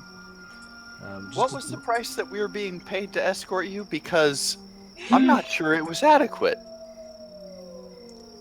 I don't remember what we discussed. We never discussed it. I know. Whatever. You whatever guys you're did paying like us, you're it's like, not hey, enough. can we get some work? Okay, you can come with us. Okay. There was never there was never any sort of contract or even any discussion of payment. You Would just kinda, Lee know the answer to that? Can I make a roll? yeah, you would know. And you guys would have actually discussed that ahead of time. We just forgot as us players. Yeah, we had discussed 50 gold apiece for the journey, which is more than adequate, especially normally for the danger. But I'll talk to my guild when we get to Breebury, and we'll see if we can come up with something a little extra, because that was not typical. Are they acting like shifty at all, or are they just worried? Go ahead and make an insight check. Because I was hired on as well, right? Yeah. Inside check is right here. God damn it! They seem as honest as you would expect. Look a little bit shaken from the obvious shocking events that there's the sort of adrenaline's wearing off, but you don't see they don't seem like they're being untrustworthy at all.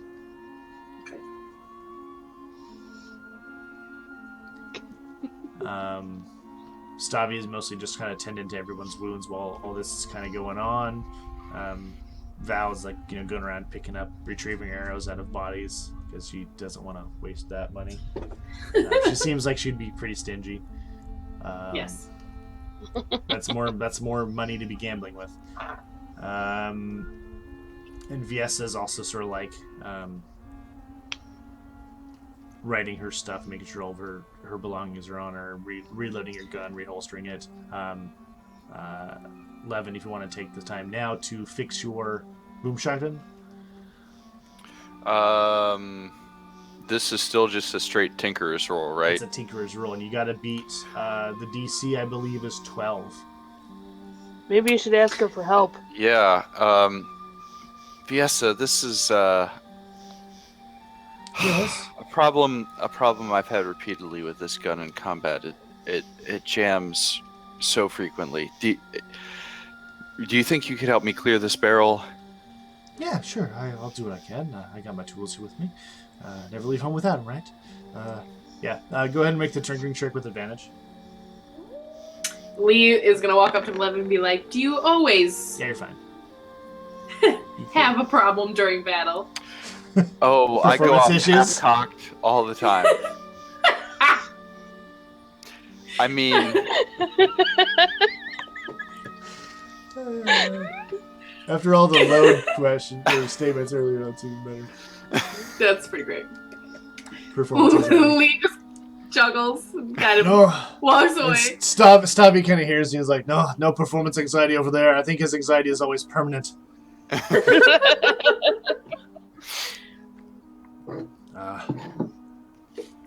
And then Viesa, like, kind of, like, after you guys are doing much better. And she kind of, like, gives you a little, like, points out a couple, like, quick adjustments you could sort of make to hopefully prevent drams in the future. But yeah, it's just, like, basically a mechanism sort of locked up and took some fine tool work to just clear safely without breaking the rest of the mechanisms. She made your connection better. Not mechanically, but yeah. RP not wise. actually, but Yeah, I mean, if you're getting design knowledge for, like, future designs, to hopefully make it more you could probably rebuild it or something more refined later, but with the way the existing mechanism is built, you couldn't, like, improve it in the field. You guys won who rifle through their bodies. I know Val would want to, so yeah, Yes. she's Yeah. probably already. she's the probably body. already halfway And that done. That's not advantage. Damn it. But 16. If anyone else wants to roll as well. Sure.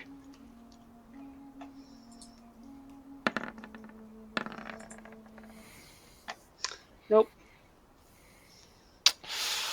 We have a whack at that. Not an advantage, of course. Good. Wow, That's with the shitty rolls. a lot of real average rolls there. Val manages to gather up most of the belongings pretty quickly, because everyone else is kind of tinkering and healing and stuff, and she's just darting around looting bodies as she's picking up her arrows. She picks up what amounts to about, let's see,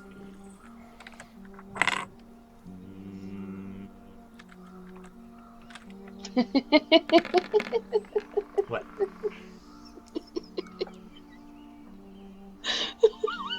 Did I miss something?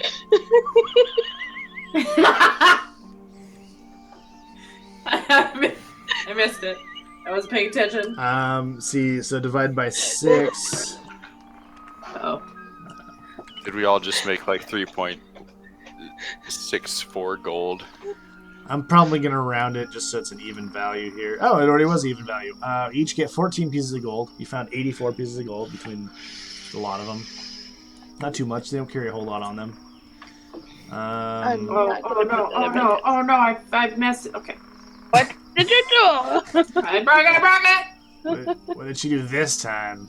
360. Nothing. So I added that in for Val. Don't forget Stabby. Yeah, they all get 14 pieces. How the fuck does Val have so much fucking money? She She hoards gambles. that shit. Yeah. She hardly buys things. I think me and her messed up the PP or whatever platinum. I had you fixed yours because that was, I'm pretty sure was well. Yeah. Were you sharing notes? I mean, we usually play together. This, I don't know. I must have just not given Stavi something at some point because he's low. Like, he's like 150 plat less than her, so that seems weird. Viesa doesn't even have money. What the hell? Aw, Viesa. No. I'll just say She left the house without money? she didn't have a lot to begin with, so I'm just gonna give her a small 100 and then add that in.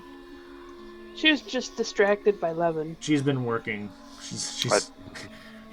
she's been she has a working age. I saw that.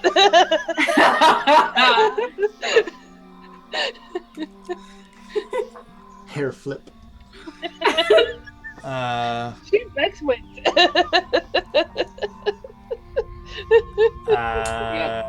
You also find basically they've got they each got an assortment of varying quality great axes on hand. I would say Viesa finds there is like a potion of healing on one of them that she picks up, and she hands it over to Levin. Oh. And just a standard. just a potion. standard potion healing. Looks. I think you could after that fight. I think you could use this more than I could, friend. Oh, I would never turn. Well, sometimes I would turn. What I'm trying to say it's is. quite alright, Levin. Okay, thank you. How's that boner treating you? Standing cross-legged, like. Do you have to pee? I have to something.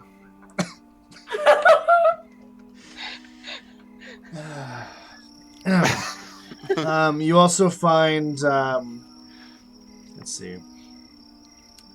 You find a great, an interesting. She also find this is she found the potion on the what looks to be the leader of the sort of lieutenant of the group is the better geared one. He had this guy. That didn't work. The guy that hit me in the back. This guy that's farting. Unicorn fart. Yeah.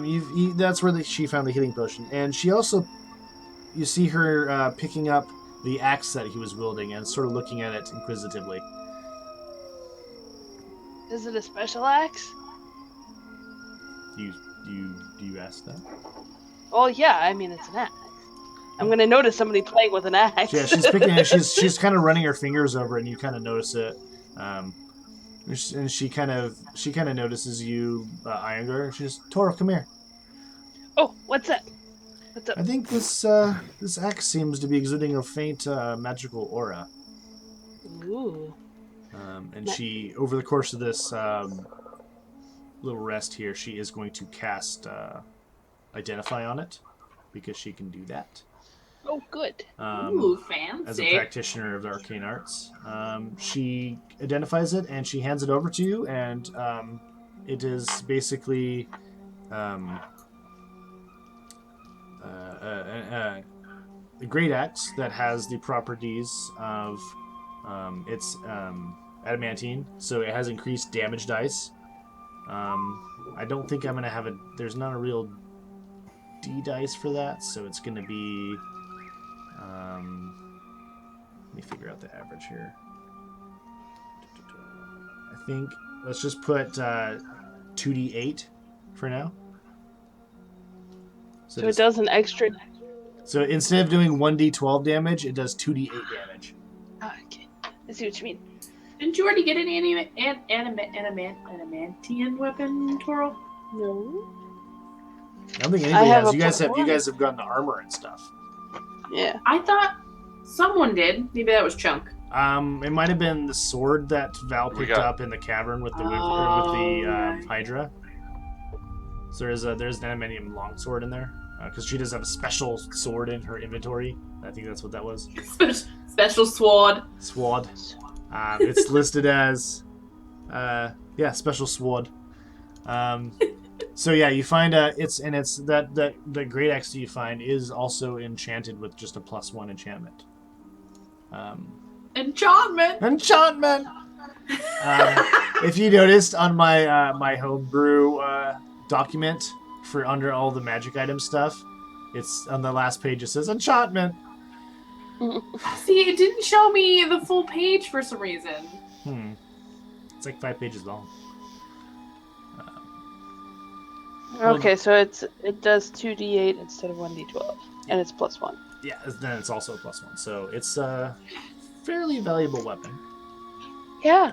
Which seems a little odd in the hands of an orc. It is, and it doesn't quite look as orcish in design as the rest of the equipment they have. It does look like it was a normally like human or possibly even dwarven of make. Ooh. What's an orc doing with a dwarven axe? Enchantment? I don't know, but probably whoever wielded it is probably not with us anymore. Motherfucker. Motherfucker. Yeah, and with that, we can take a short break as well, actually, for us, Sure. for players. Okay. A short rest for the Yeah. players. Okay.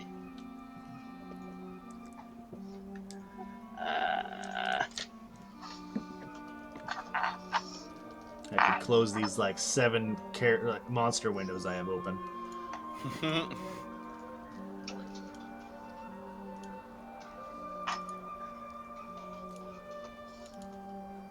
All right, I'll be right back. All right.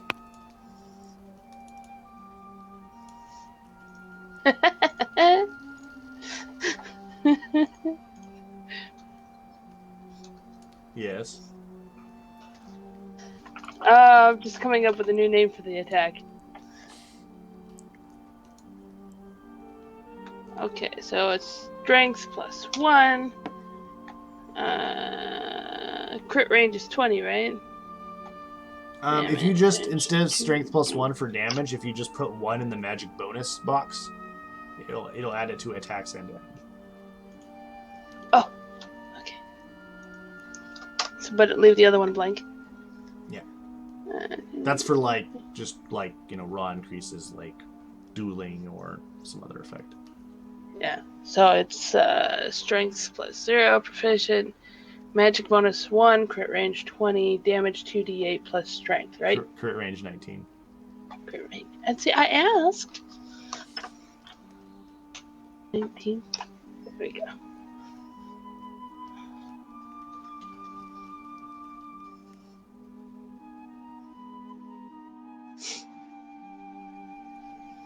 Okay.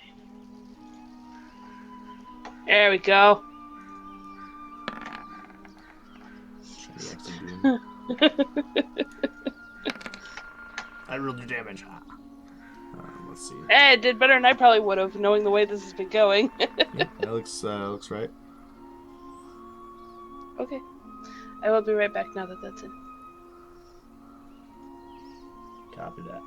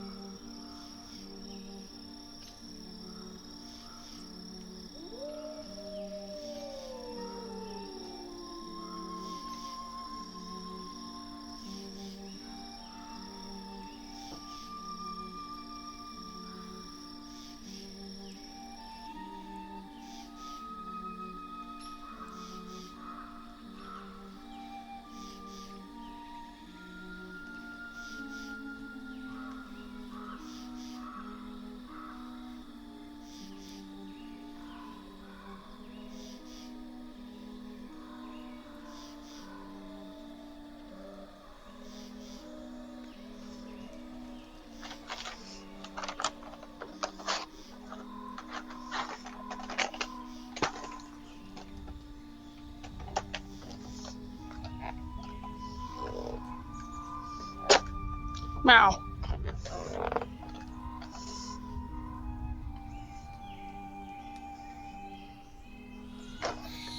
Ow.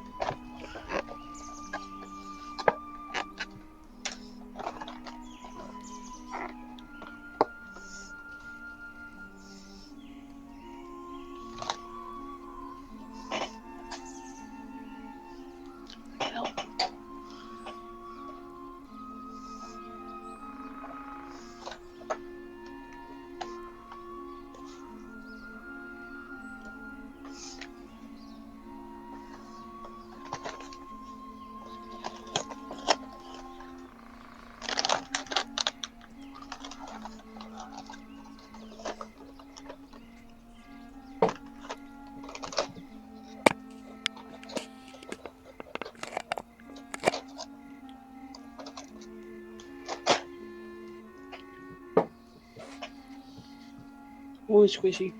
Squish. Mom got my cookies. For whatever reason, they're like hard to find in this area. I don't know. Snickerdoodles. Mm. So when she sees them, Snickerdoodles she are hard to gets them. find. I don't know why, but it's like only at Walmart or only at like if I go into DeKalb where like my relatives live, it's done all of the grocery stores. But the grocery stores out in the suburbs don't have them. Interesting. I don't know why the fucking boonies need to have snickerdoodles and I can't have snickerdoodles. They're not rare around here, I don't think.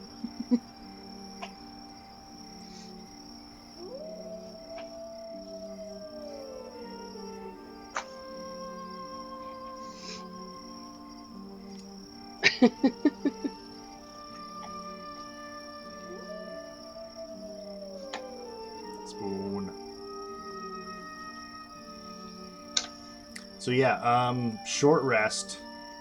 Make sure we cover those abilities as well. So maneuver dice, beast form usages.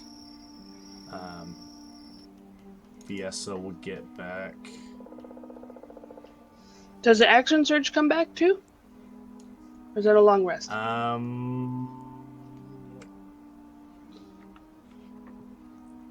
think it comes back. Let me check though. That's why fighters are kind of nuts. Sometimes. Yeah, if they can hit things, they're nuts. Well, you hit at least once more often than you should have because of the precision.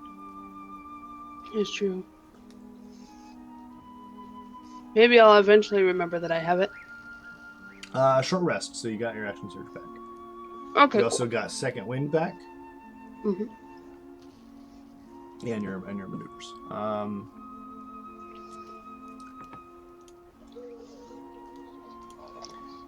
Fiesta is gonna get her 3 channel magic back and mana equal to her mage level. So, do fighters have the grit points, or grit points just made it for Percy and? That's the gunslinger thing. Okay. They're fancy. Yeah, they're kind of like maneuver points, but they have just different uses. Got it. Is that only for like the fighter class, or is it just for like gunslingers? Gunslinger is a fighter class. Gunslinger is an archetype of fighter. So they get everything the base fighter gets, and then additional on top. Got it. Which is why Percy has an action surge and second that's wind. why. Yeah, he's still fundamentally a fighter. So. Got it. Hi, Joe. Hello. So VS is going to get 5 mana back, and don't forget to restore your short rest stuff. Though it probably doesn't matter because you probably guys are going to be maybe going into a long rest soon, but we'll see. We'll see what happens. Action surge. Second wind. I didn't use second wind. Okay. Oh, that's right. You used a potion instead. You did. You can always use it. You can always use second wind like right before your short rest because you'll get it back. So it's almost like a free hit dice once per thing. Am I not full yet? Yeah. Can I retroactively do that? Yeah, you can just burn. I mean, yeah, just top yourself off. So it's at this point. It was going into the combat. It was pretty. It was about. I mean, it was had just gotten dark. So it's still probably in. It's probably about, since it's fall, I would say it's like 8 p.m. So you have a little bit of traveling time if you really wanted to. But otherwise, at this point, so you guys have a little bit of a decision to make. I say we push on. Yeah, we can. I'd rather not I camp tend to out. agree. What should we do about that other orc that got away? Well, I'm not sure we can locate him in the dark. and I'm not sure that we want to be here when he comes back with friends. True. That's a good point. We don't really know where he's running to. Might be best to leave that alone. Just the few of them did a pretty good number on us. I don't know about you, but I'm a little spent for the day. I say we Would be good soon. press on as far as we can in this light, and then set up watches.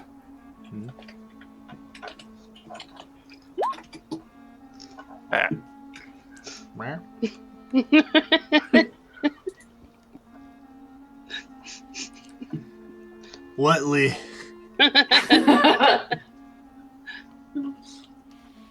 Oh, nothing.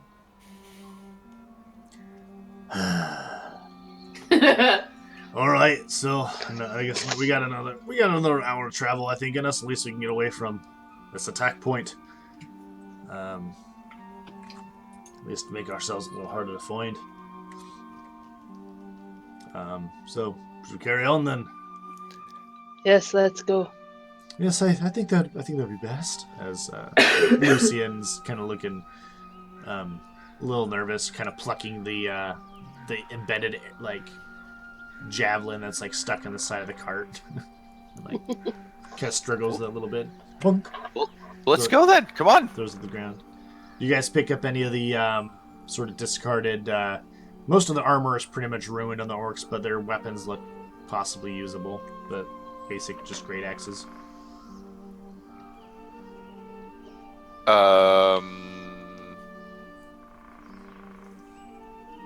Does anyone? Yeah, I'm not really worried about him. Okay. All right, so you guys gather up in the cart, load everything you can, and then let's see. Let's move this down so I can see.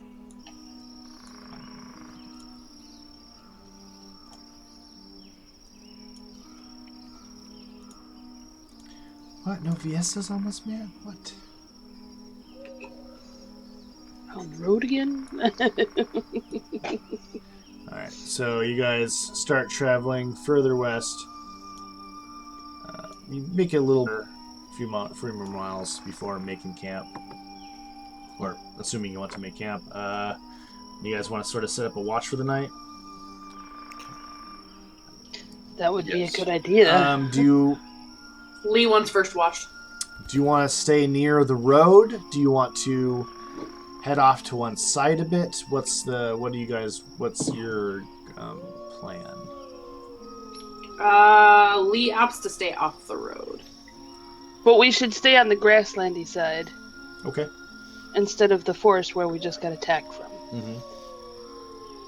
Mm-hmm. Levin could get on board with that. Yeah, Stubby agrees.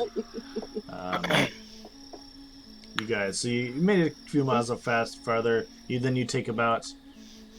about 15-20 minutes away from the road on the western side of the road. Let's put a new marker in here. There's crows everywhere. So you guys are probably about there, that purple dot. Oh, you can't even see it. You can see that.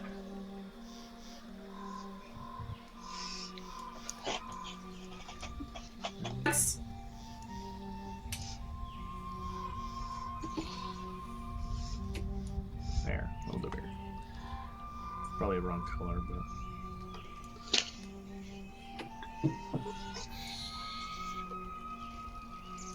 There we go. Alright, so you guys camp right about there. You make camp for the night. Go ahead and set up watch order amongst yourselves.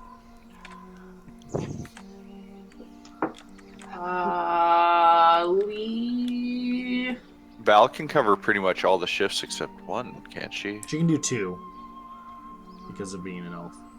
Actually, Viessa can do the same as well, so technically the 2 of them could cover most of it. But you probably want to at least have a little backup. Yeah. We should have somebody up that's with them at... You know what I mean. Could technically I turn into... Can I turn into a direwolf at the beginning of the night and still have my 2 beast forms in the morning? By the end of the long rest, no, I'd be still up. It only lasts 5 hours. Yeah, so I'd only go like for 1 shift in beast form and then go to sleep. She wants to use her second slot for today for watch and then go to bed. Yeah. If and you still have 2 beast forms in the morning. Right. You'd recover them at the end of your 8 hours rest. So you could like feasibly do like an early watch with your beast form up, but then by the time your watch is over, it'd just be about faded. Lee wants to do that. Okay. So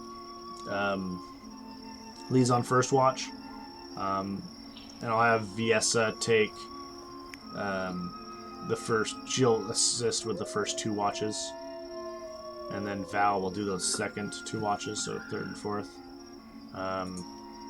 So you're on first watch. Yeah. Lee. Yeah. Anyone want to assist with second watch? I will. I guess 3rd is the only one.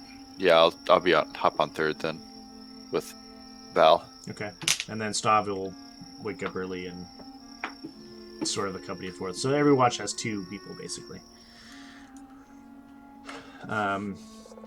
Everybody rolled out the random chance. So you guys, throughout the night, you hear animals in the distance, the occasional fluttering of some sort of wings. But you get through the entire night with no problems. Let's have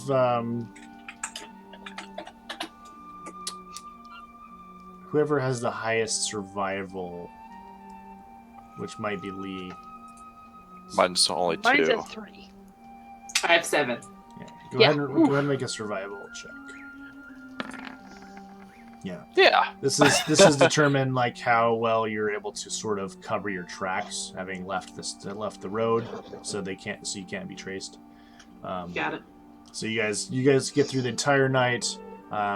No signs from the orcs that you're aware of, and you guys are able to set out for get your stuff together. This is a full rest has gone by, so recover everything at this point. Woo! Put my couple of hit points back. Yeah, with what's left of like hit dice and a couple first level spells that Stabby has, you guys are able to top off. Let me just mark this off real quick. Doop, doop, do. Can What's that, Lassie? To be feeling well? on this rest, can I also just take some time to reload all my guns? Yes, obviously. Okay. I would assume pretty much any time out of combat you've done that. So now you guys are about 4 days travel left to go to Breebury. Oh boy. And you guys will start heading in that direction. I'm going to do some rolls for the travel and for the watches themselves.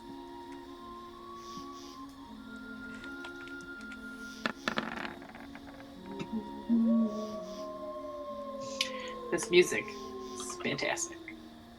Yeah, it's the only thing I got left. It's like pleasant but faintly ominous. Yeah. With like the wolves howling, it's perfect. So you guys travel, and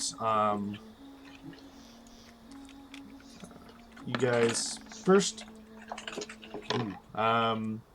You guys go first 3 days of your 4-day travel. Nothing throughout the night, or even day. You don't even really see that many. There's a couple travelers here and there across your path that maybe small carts or just on horseback, and you give a polite nod to as you cross paths, but nothing out of the ordinary. On the final night, when you're about a half day's journey from Breeberry, you notice the air seems a lot stiller, and that makes your hair raise up on your back a little bit. Can Lee roll like a survival check to see if like there's animals around, like if there's anything suspicious going on? Yeah, go ahead.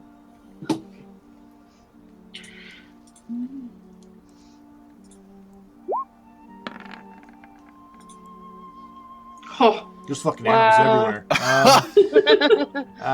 Yeah, you get the sense of, I would say as part of that, go ahead and make an animal handling check as well.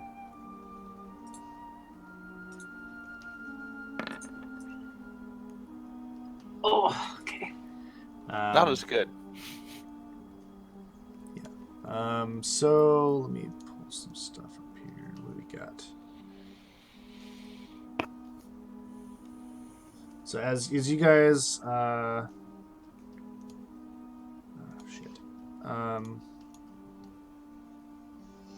you guys are almost. Let me put a new marker here. You guys are able to. This is the night before you get to Breeberry, and Lee definitely gets the sense that you guys are being watched by a medium-sized pack of wolves, and through the night, and you're able to sort of get the sense like you kind of like been keeping guard, and through that first watch that you're on with Viesa, and you sort of sense these beasts around you, and you're able to.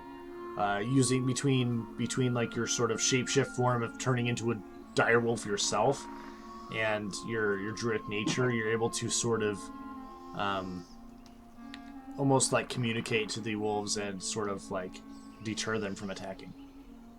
Oh. So they sort of like, because like you're almost getting encircled in, and then you kind of like shapeshift up and like sort of present yourself and like almost like make yourself bigger than normal and sort of like almost like intimidate them away. Mm-hmm. So that seemingly was the only real interruption through the night.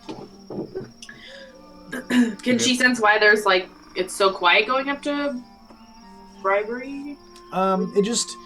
It's not so much. I mean, it is quiet, a little bit quieter and just stiller, but it's more of just almost like a gut feeling in the air where it just feels like empty. Okay. But you do. It's not so much. I mean, it's partially sense, but just like it's almost like just this otherworldly feeling. It just feels like eerie. Okay. But you wouldn't get a sense of that, or a sense of why. It almost feels supernatural. But you guys, what the hell is all that spot shit here? I don't know. Red dots. Oh no! That's... Ah, no! What'd you do? Oh my God. Undo paint. Yeah, that's basically it. That's close.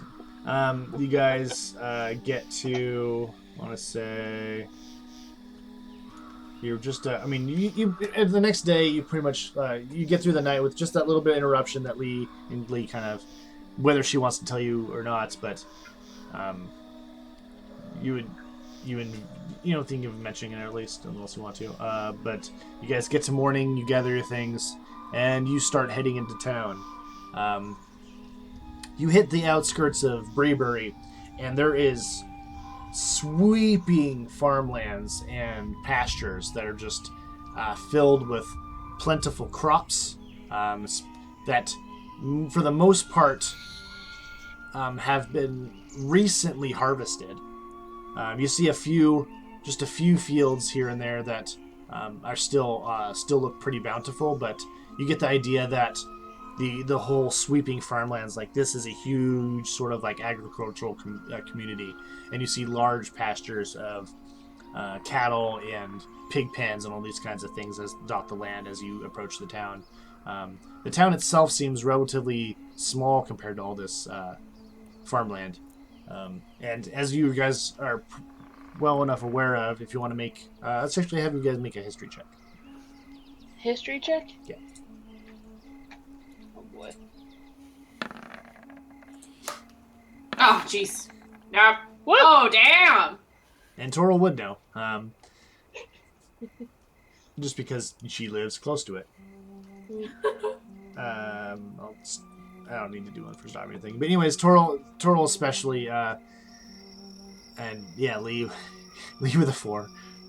Yeah, I know. Especially Toril. I mean, like, this is a very large agricultural center that provides a lot of the sort of foodstuffs for a lot of the trade in the area. You especially know this because a lot of food and meat and dried meats and all these things that usually come from Rivery usually pass through Kerntodir on that trade route that goes to Saxondale.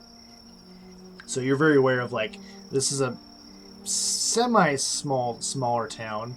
It wouldn't be called a city by any stretch.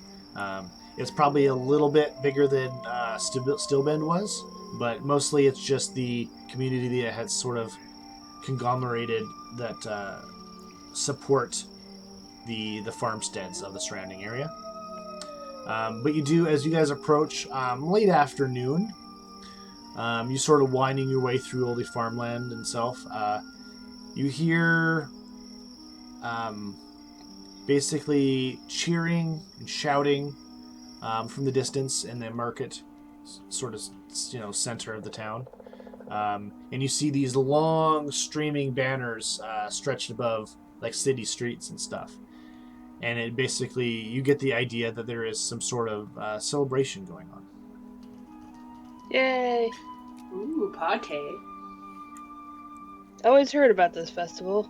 It's crazy!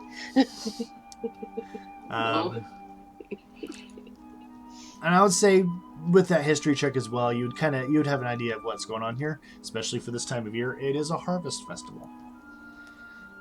So basically, there's a good week of partying sort of at the end of the farming season that goes on in this town, because it's a big deal for this town. It's what it's sort of centered around. I don't think I have any sort of party-ish music. How about this? This is probably not going to be Crickets. No. It's a weird party, man. Mario Kart. This will work. This is also a weird type of party.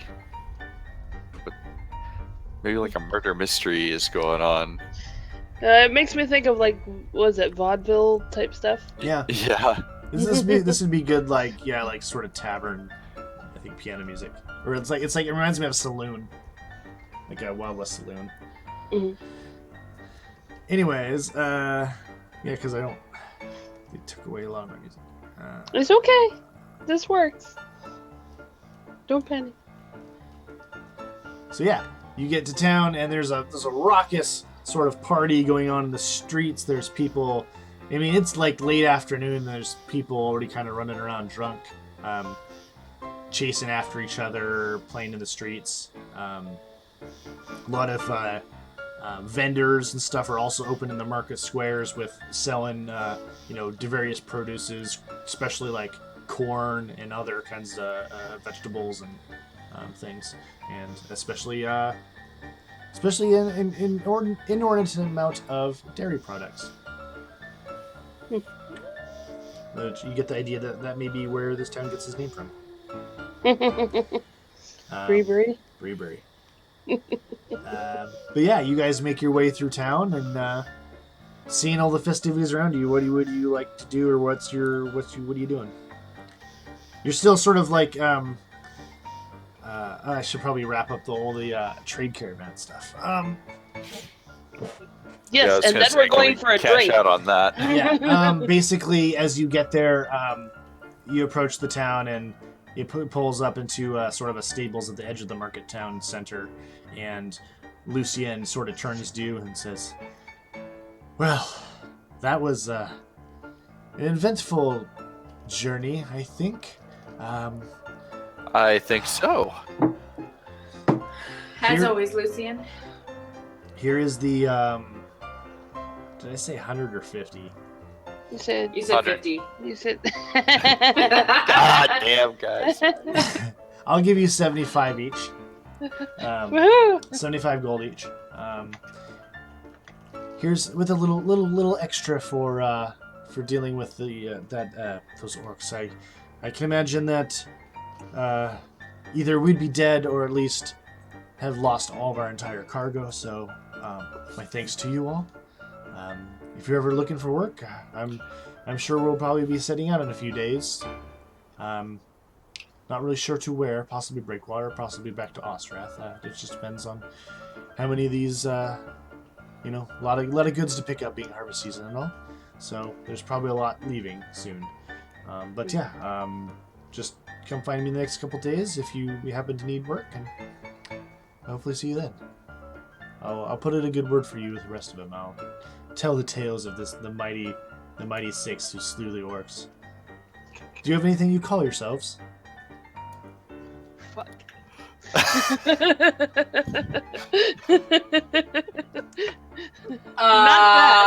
that. You can come up with that later, especially when Mary's around. Yeah. Oh, might wait a couple weeks. We'll be thinking about it for the next Yes. couple of weeks. well met, and thank you. Have a good day. And he sort of like stirrups the horses, and they trot off the final bit to their probably some sort of guild building or unloading area. You guys left in the market square. 75 gold each richer, which I need to add in here for Val. So that is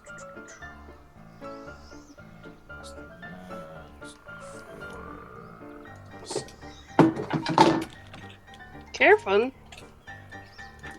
What? I don't know, it's crashing noises. Oh, because my phone's so giant, it just sounds like I'm throwing down a fucking brick all the time. It does. Yeah, but it makes playing that game really easy.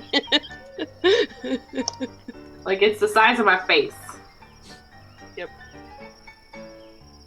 This music, Just man. go like this.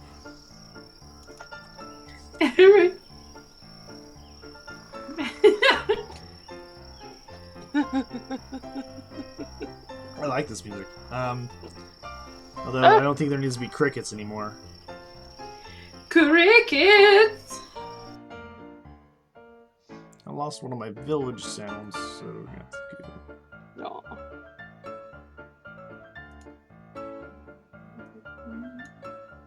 some light medieval town sounds.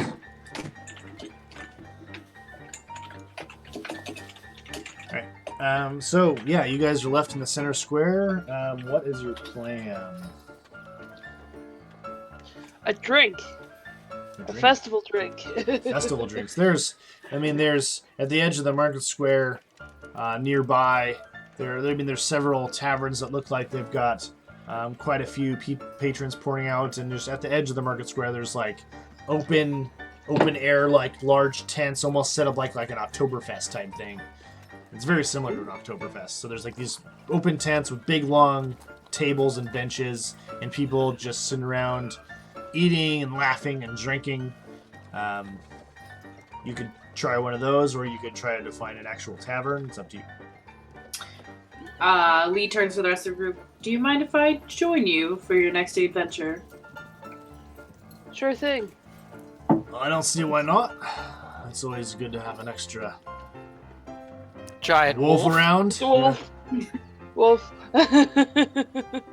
Lee gives Stabby a hearty handshake. Thank you, sir. She gives you one of those like full arm like grasp things. Yeah. Like, well met. So, there's one thing we do need to test you for first, though, before you join us. Oh. To see how well you can drink. Unfortunately, my last primary drinking buddy left us, but you look like... I said one of. One of my 2 drinking buddies had left us. But 3 is always better.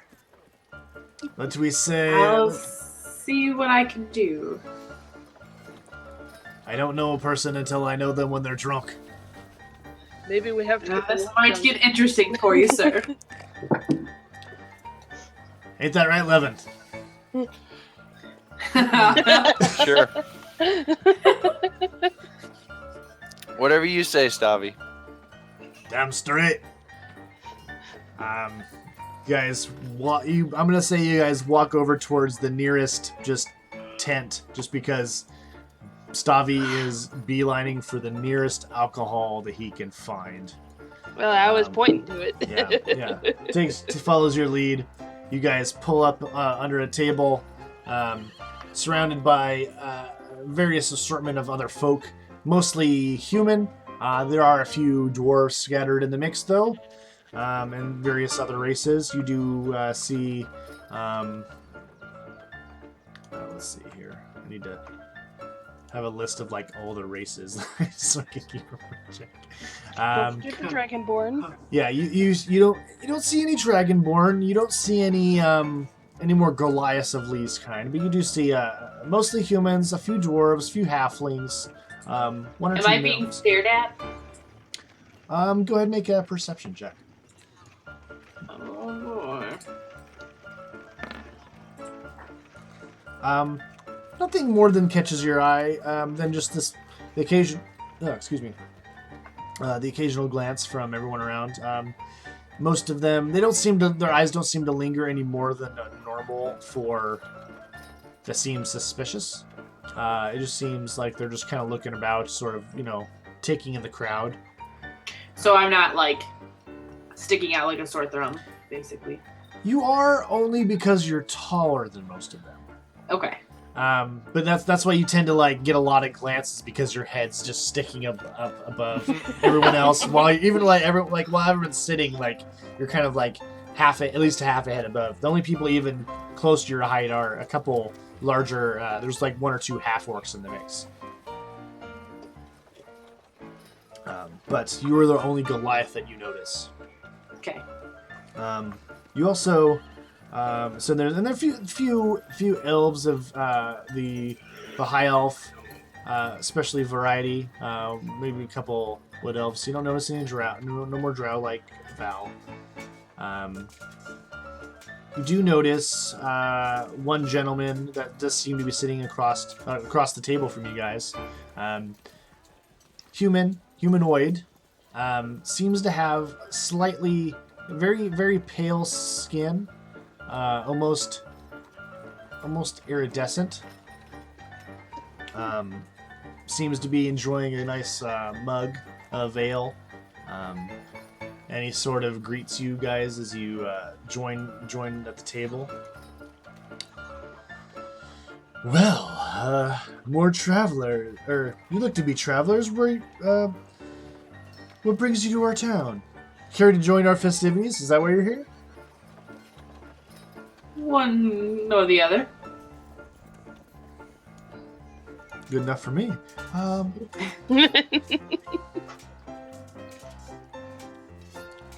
Well met. My name is Deneth. Well met, Dennett. So, what brings you to this town? Well, I'm here for just an adventure. I'm not sure about these fine folks. Boy, you could say that. I also really like cheese, so there's that. And beer. Cheese and beer. Oi! And he kind of raises his mug. Quite the combination there, Stavi. It works. Smells. I can imagine. And as you said this, a big, sort of a serving wench or something comes by, the sort of rotund halfling woman. She's got this, like, she's got like the whole like armful of like beer mugs, because like her arm is just small enough that she could fit it through like the handles. So she's just got like an arm like filled with them, and she kind of just like slams them on the table and pulls the arm out, and then sets down this like heaping pile of like assorted cheeses and breads and meats and fruit and all this kind of like smorgasbord, and just sets it in the middle of the table. Thank you. And just enjoy, fine folk. And she kind of she runs off and looks like she's going to fetch more food and drink for other tables. And Daneth kind of turns to look at the rest of you, and, well, since you're sitting at my table, bon appetit. And he kind of points to all the food. My treat. I hate eating and drinking alone, so you sat on my table? Lucky you. Can Lee insight check this person? So You certainly may. fairly suspicious. 11 would definitely be suspicious of this guy. Yeah. Go ahead and make an insight check as well, Levin.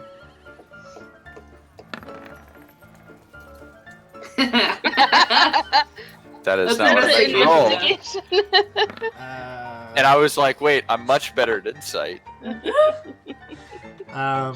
Yeah, you guys get the idea that he seems a little too friendly. Nothing suspicious. Like being that friendly to a stranger seems suspicious alone to you.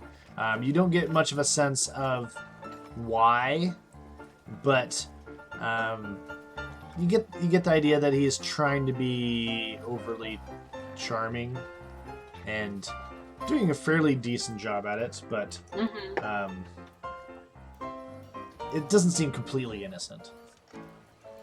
Lee daintily picks a piece of meat off the plate, sniffs it, and then eats it. Go ahead and make a Constitution saving throw. Fuck.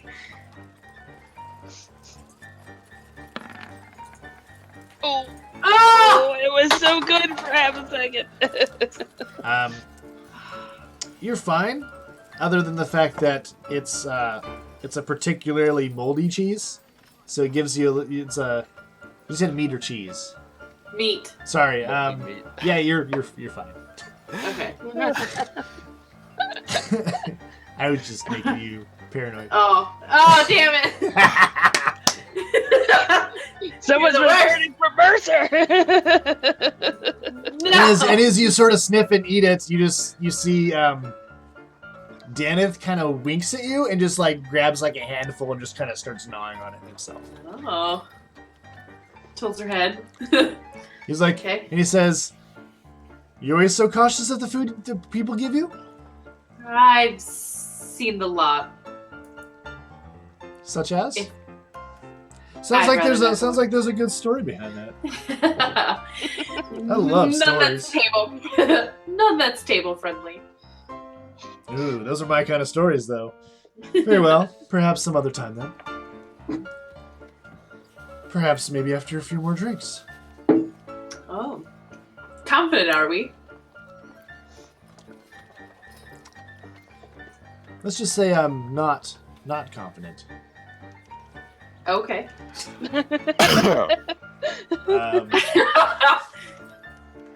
I Go- shook my crown right off.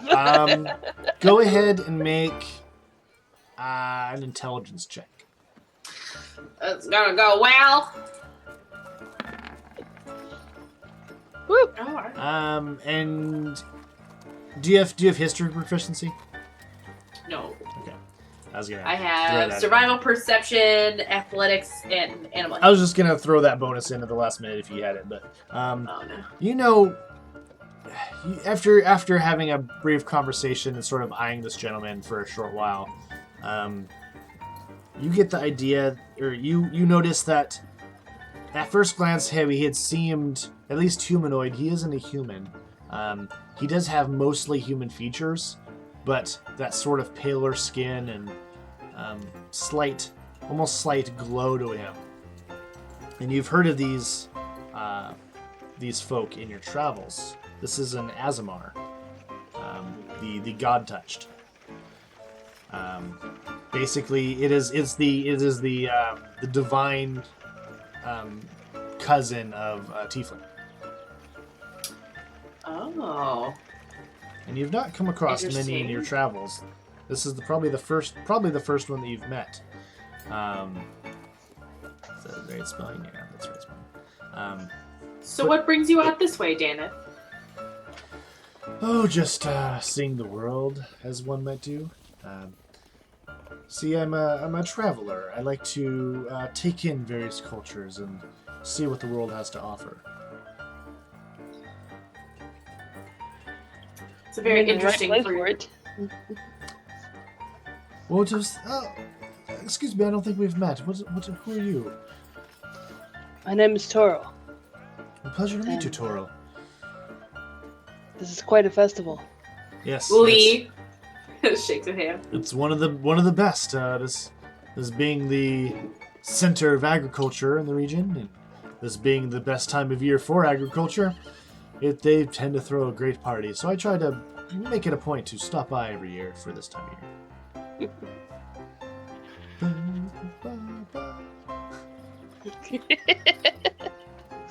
I feel like I'm continuously following mouses into holes that I can't find. Like Tom and Jerry shit. Oh, okay. I was confused. Is an iron about to fall on your head or something? Don't look down. You won't fall. Feels very Looney Tunes. I think that's. I thought you were saying that because you're like reaction. you were thinking this guy was a trap. And I was like, is it the music or is it him?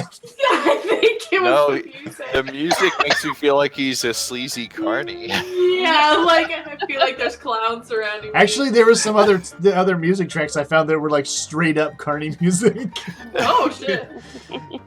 Like I feel like he's about to steal a gold bar from me and then tie me down onto a railroad track with a stick of real dynamite. Is Snidely Whiplash? Yeah. That's great. God, what was it even called? Anyways. Well, Lee's just like suspicious of Most nicer, yeah. many most civilized people. Yeah. She doesn't Well, know her have you bearings yet. Have you met your friend Levin? And he does turn to you and sort of eyes you up and down. And, you're a quivering fellow. What's your deal? The vibrating keeps the fat off. Why is there sword noises? What the? This is the greatest. There's two people having a friendly duel in the side while holding beer mugs, and they're kind of sword fighting. Like you do. Yeah, like you This do. is quite interesting. It's for fun. They completely sidetracked me. Well, keeps the fat off, eh? I guess you do look pretty lean. My name is Daneth. Who are the rest of your fine gentlemen, compatriots here? And Viessa introduces herself, and same with Val, because she just goes, Val, and she just like nods and resumes her quiet drinking.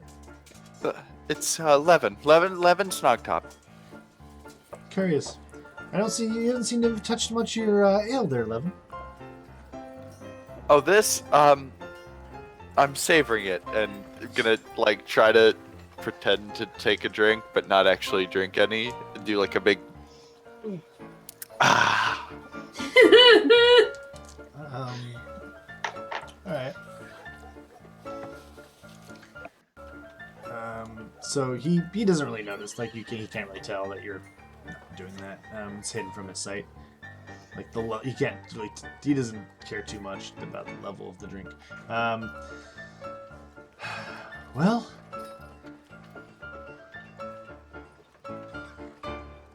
where should we go from here? Side. So, the afternoon sort of wears on. The partying continues into the evening, and starts getting dark as the festival continues into the night a bit, but then starts to wind down eventually. In the distance, you hear... How do I do this here? In the distance, you hear a very large... Or, not large. You hear a very loud shriek of a woman's voice. What was that? Someone in trouble. Yeah, you hear this woman shriek and scream, blood curdling loud, though it seems pretty distant. And several of the people that are still lingering about the sort of drinking tents and stuff, they all sort of stop and turn around and look all confused and start talking amongst themselves. Lee stands up abruptly. A couple people from looks like around.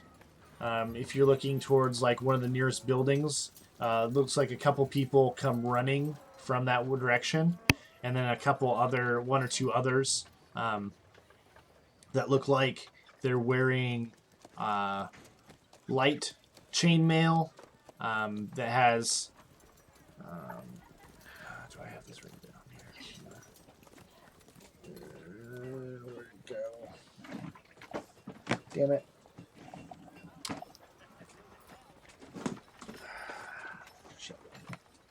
There it is. Stuff.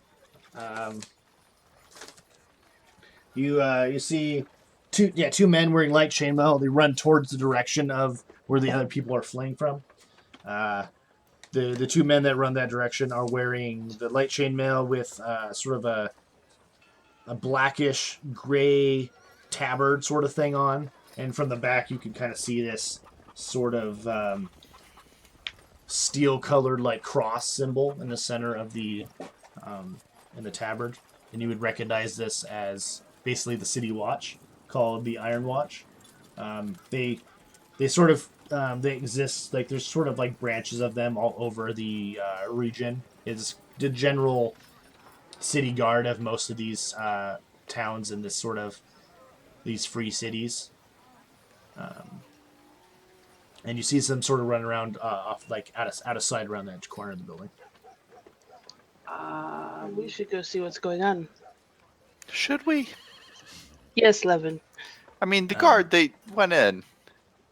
I'm It's going their jobs. regardless. You're professionals. Lee just starts walking. I'm gonna Okay. follow Lee. For those, I'm not going to do these. For those who are drinking, just make a quick Constitution save. Oh, okay. I'm assuming Levin has been abstaining. You assume correct, sir. Boring. I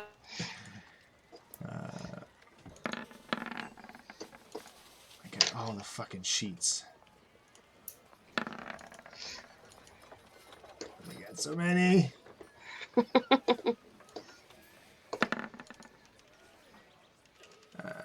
Damn it, I gotta turn off Stavi's fucking disadvantage. Sorry, advantage. Although you probably would have advantage on drinking. Yeah, you guys are all relatively fine. I would say Lee and Stavi feel a little bit of the buzz off of it. You guys have been drinking pretty good, but you're still more than capable.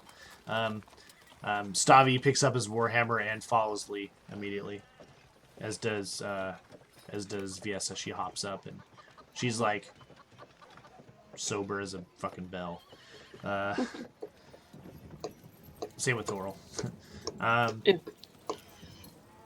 And seemingly Levin is completely sober, even though he's been. How'd that happen? You guys go around. Lee and Stavi first, and as Viesa, and who else is everyone going? So let's jump it up bring after Lee. With my rifle out. All right. So you guys round the corner, and you see, sort of in a, not a busy street, but like you see a sort of a huddle of people, sort of starting to gather around a spot in the street, and you see the two Iron Watch guards. Excuse me. They're kind of pushing their way through the crowd. And as you approach, you're able to sort of like glance a little bit and try to get sight on what's kind of going on. But all you can really see from here is you see a group of people, probably a couple ranks thick, have gathered around a specific spot in the street. And there's still people like kind of like start murmuring and whispering, and you kind of what you're able to gather and hear from the disjointed conversations all kind of going on simultaneously is, "Oh my gosh, the poor thing. Look at her face. It's ripped." And as you're able to sort of push your way through the crowd a bit, you see, laying in the street, a human woman.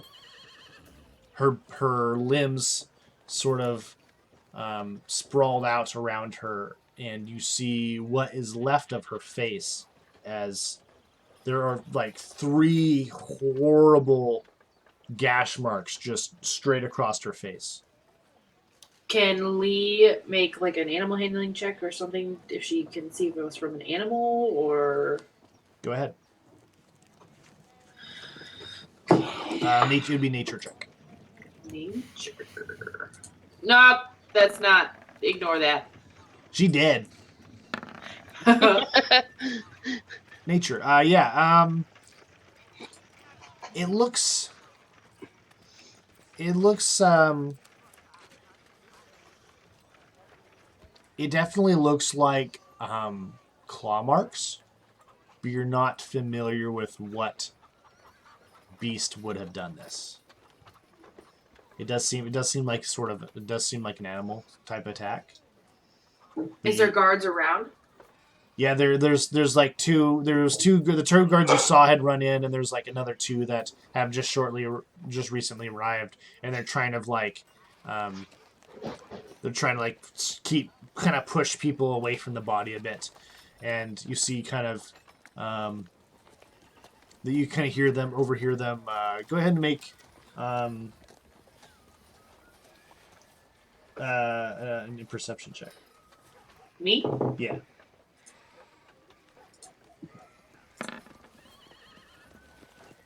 You're able to just barely get a peek at one of their mouths, and since you have observant, you can read his lips, and you can hear him sort of like speaking to his compatriot, and you basically understand from reading his lips that he says, "Quick, go fetch the priest." So one of them you see just dart off and disappear, and can she get the attention of a guard? Yeah, what do you want to do? I just want to ask him if there's been any animal attacks or animal. And before you sort of manage to push your way up to one of them, and before you're able really much to speak, he sort of looks away and kind of like puts his hand up and says, "Halt! There are no more civilians in this area. We're trying to clear the area. Please move about your business. We're taking care of it. Go about your business." I only want to ask you a few questions.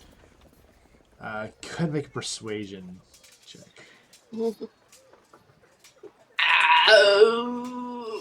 Do I get advantage because she's kind of hot? No, okay.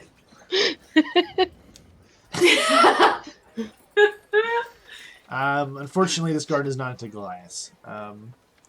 He probably racist. I mean, my boobs will be right in his face. Just saying.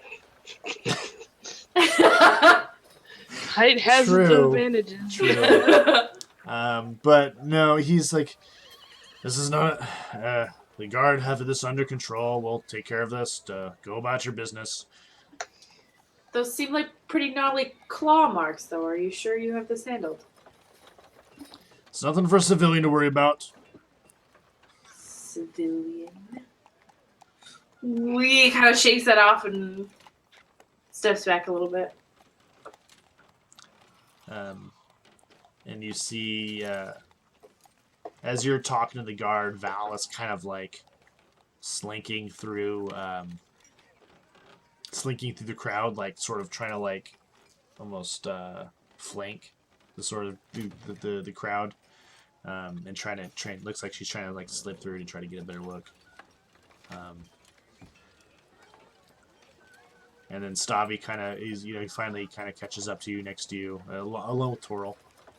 And Stavi kind of tries to, he kind of like sees through, not quite like between the legs of him because it's not that short, but like is trying to like peer through the guards a bit. And, what? You call that handled?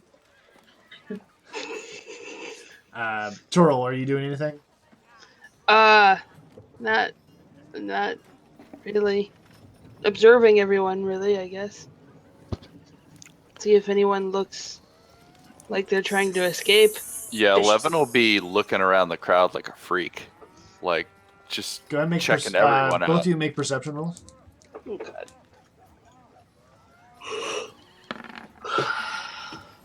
Really? Oh!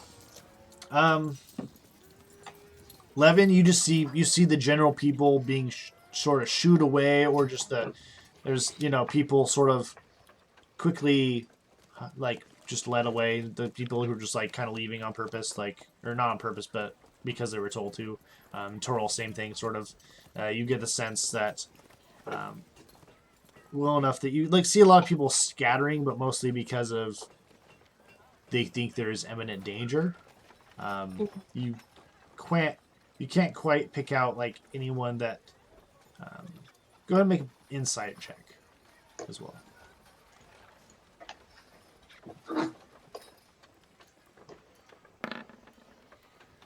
Nope. Now you can't tell any sort of nature of why anyone's moving away, or anyone. You can't tell anyone that looks suspicious with their movements of retreating from the scene. And as Stavi kind of taps the guard on the side, is like, "You mind letting me through? I'm a cleric. I can tend to her." And he's gonna try to persuade him.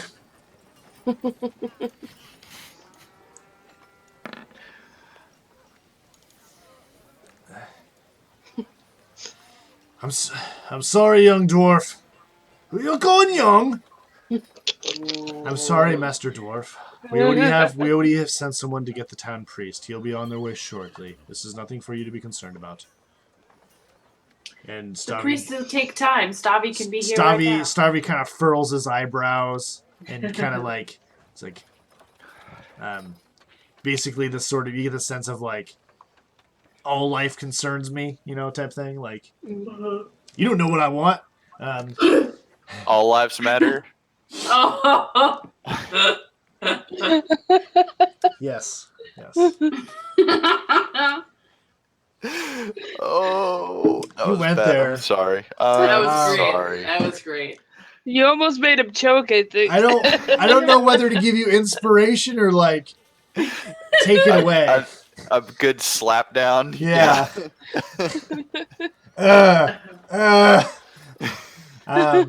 So yeah, he doesn't seem to let you guys. And then a few minutes go by, and then eventually the City Watch guard who had left to fetch a priest shows back up, and you see a sort of a robed figure trailing behind him as quick as possible, and they sort of break their way through the crowd, and what looks to be a priest approaches the body and starts administering to the body, looking mostly like sort of like final rites type thing.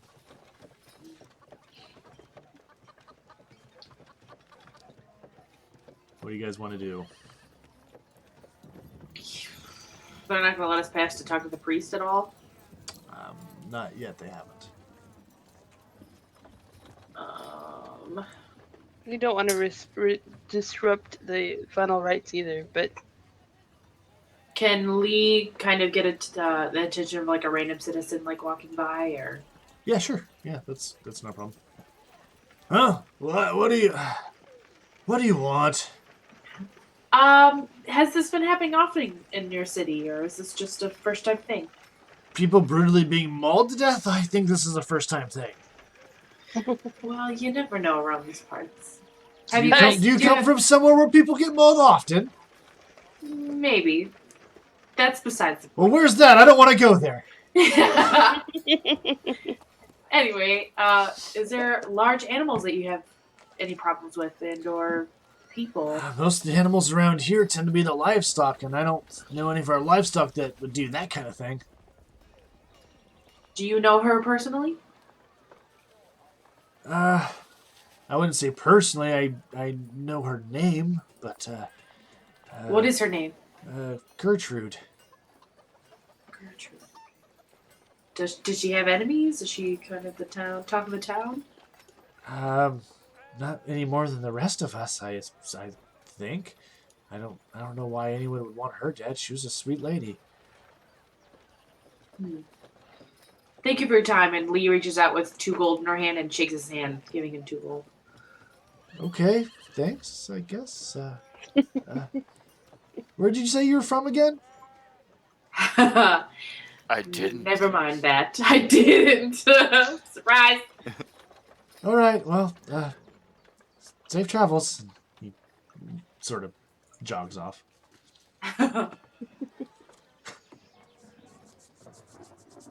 Gertrude.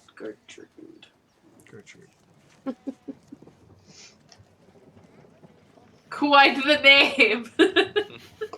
what's wrong with Gertrude? Sounds like the name of a heifer. In a town of cows, that's probably pretty appropriate.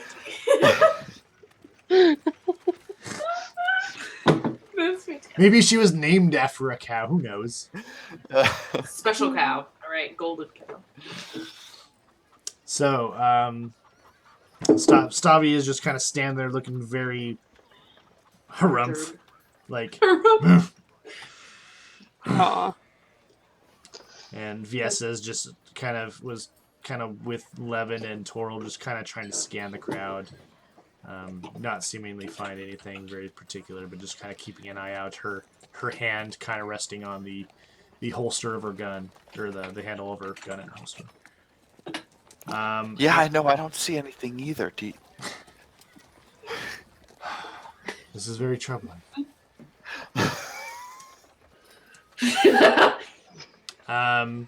Go ahead and make. It was a giraffe. It was Lee. Let's see. What kind of check would this be? This would be. Go ahead and make. No.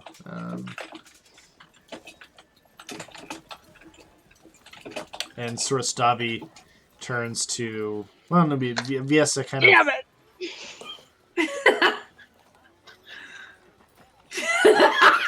Okay.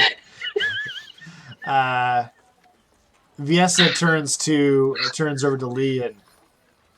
You seem like you know a bit about creatures. Do you have any idea what would do this? I only know that it's a creature that clawed into her face. I just don't know what kind of creature would attempt or do this to a human. If only we could get a better look. If only. What was? Are you very persuasive? I don't know. I can try. Maybe. Well, let's see. Hold on. And she sort of walks up to the guard and says, "Excuse me, sir." And he's like, "Yes, move along. Nothing to see here. Guards have it under control. This is under this jurisdiction of the Iron Watch. Move along now." She's like, "Well, yes. Well, about that, I'm here on official business from the Mage Guild in Ostrath. Would you like to tell me what was going on here?"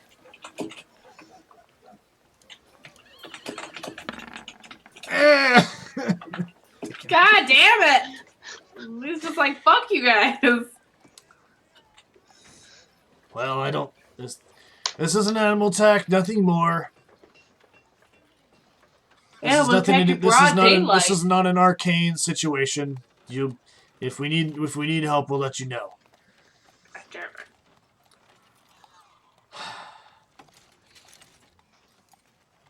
She sort of, she says, an animal attack, huh? In the middle of the town? And you don't think that's magical in nature? Really? She is going to, It kind of says. what are you going to tell your, supervisor if you were offered the help of, a mage and you turned it down and it could have amounted to the successful investigation of this attack? What are you gonna tell him then? Let's try this. Hey! Ooh. Fine, but only you two. And he points at you and at Lee and Viesa. So he lets Viesa and Lee through the sort of guard line. And at this point, like, a few other guards have shown up, so there's probably about 8 of them trying to form this sort of circle around the body and the priest. Lee and Viesa are able to approach the body. And as you approach, you definitely see the priest is still sort of there, sort of like, because unfortunately, there's no, like, eyes left to really, like, close, you know? Like, but because her face just, like, has these 3, like, deep ravines through it that have just, like, her nose is completely gone. And there's just, like, it's almost like this, like... Taking a closer look, can I kind of guess, like, an animal, or would it just be the same? Go ahead and make another nature check, this time with advantage.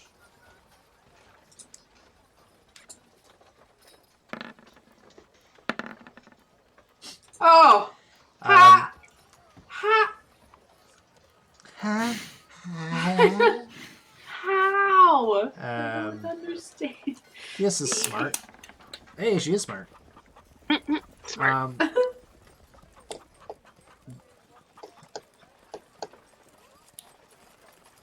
Okay.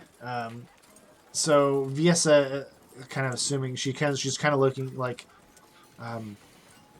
after the priest sort of like looks like he's sort of finished the rites and looks up and sees you guys approaching and just kind of looks at you curiously at first, but then the guard kind of gives him a nod and he steps back and you guys are looking over the body. Waggle.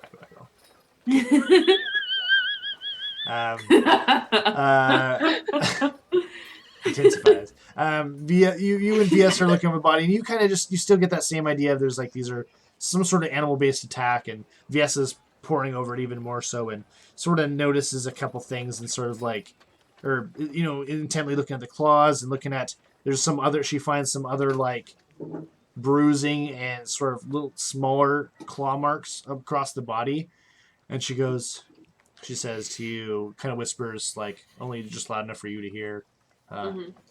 It does seem to be some sort of a beast.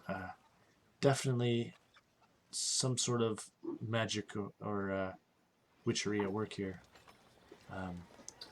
This is not any natural creature. That's concerning. Maybe not arcane or divine in nature, but very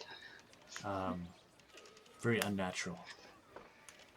Twisted, if not anything. And she kind of like pointing out like different things and how like, like not only have they clawed through, but like there's like it's tearing and stuff. And there's a little more vicious. Yeah, it's just like it's like almost like raw strength rather than like slicing. Is the priest near us? Yeah, he's kind of standing a few feet away, but.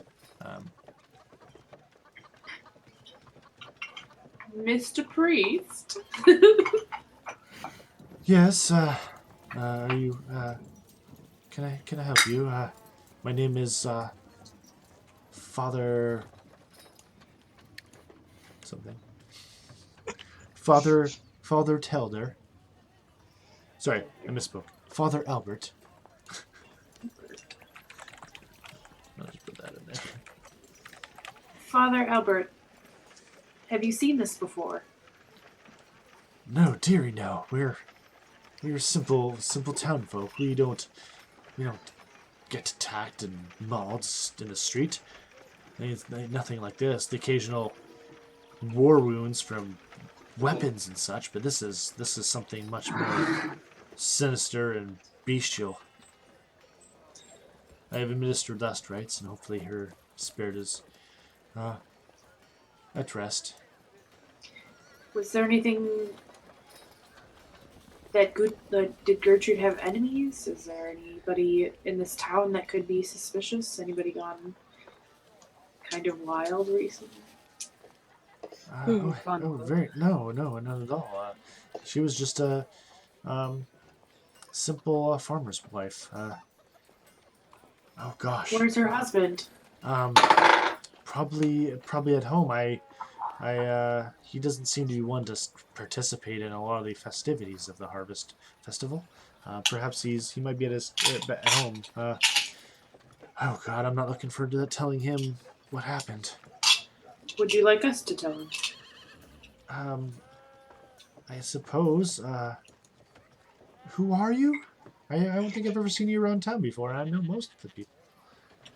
Liana reaches out and shakes his hand. Well met. I'm, as I said, Albert. I'm trying to find the right god here.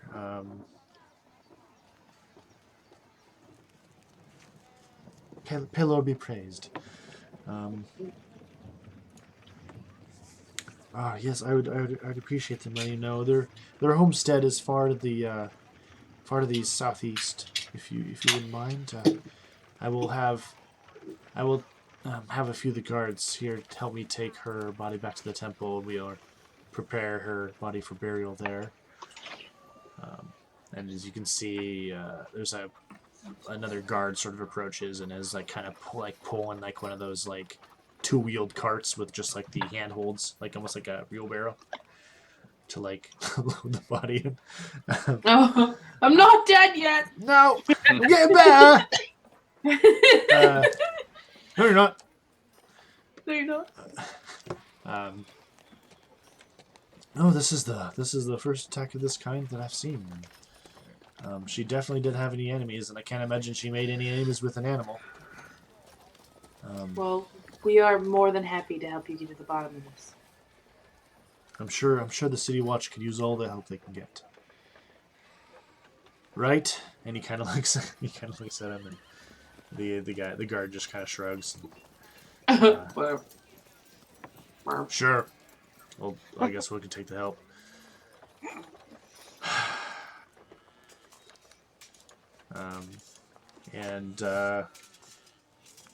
So they load up the body, and it head starts. If there's anything else, I can. Any other questions you have before we depart with her?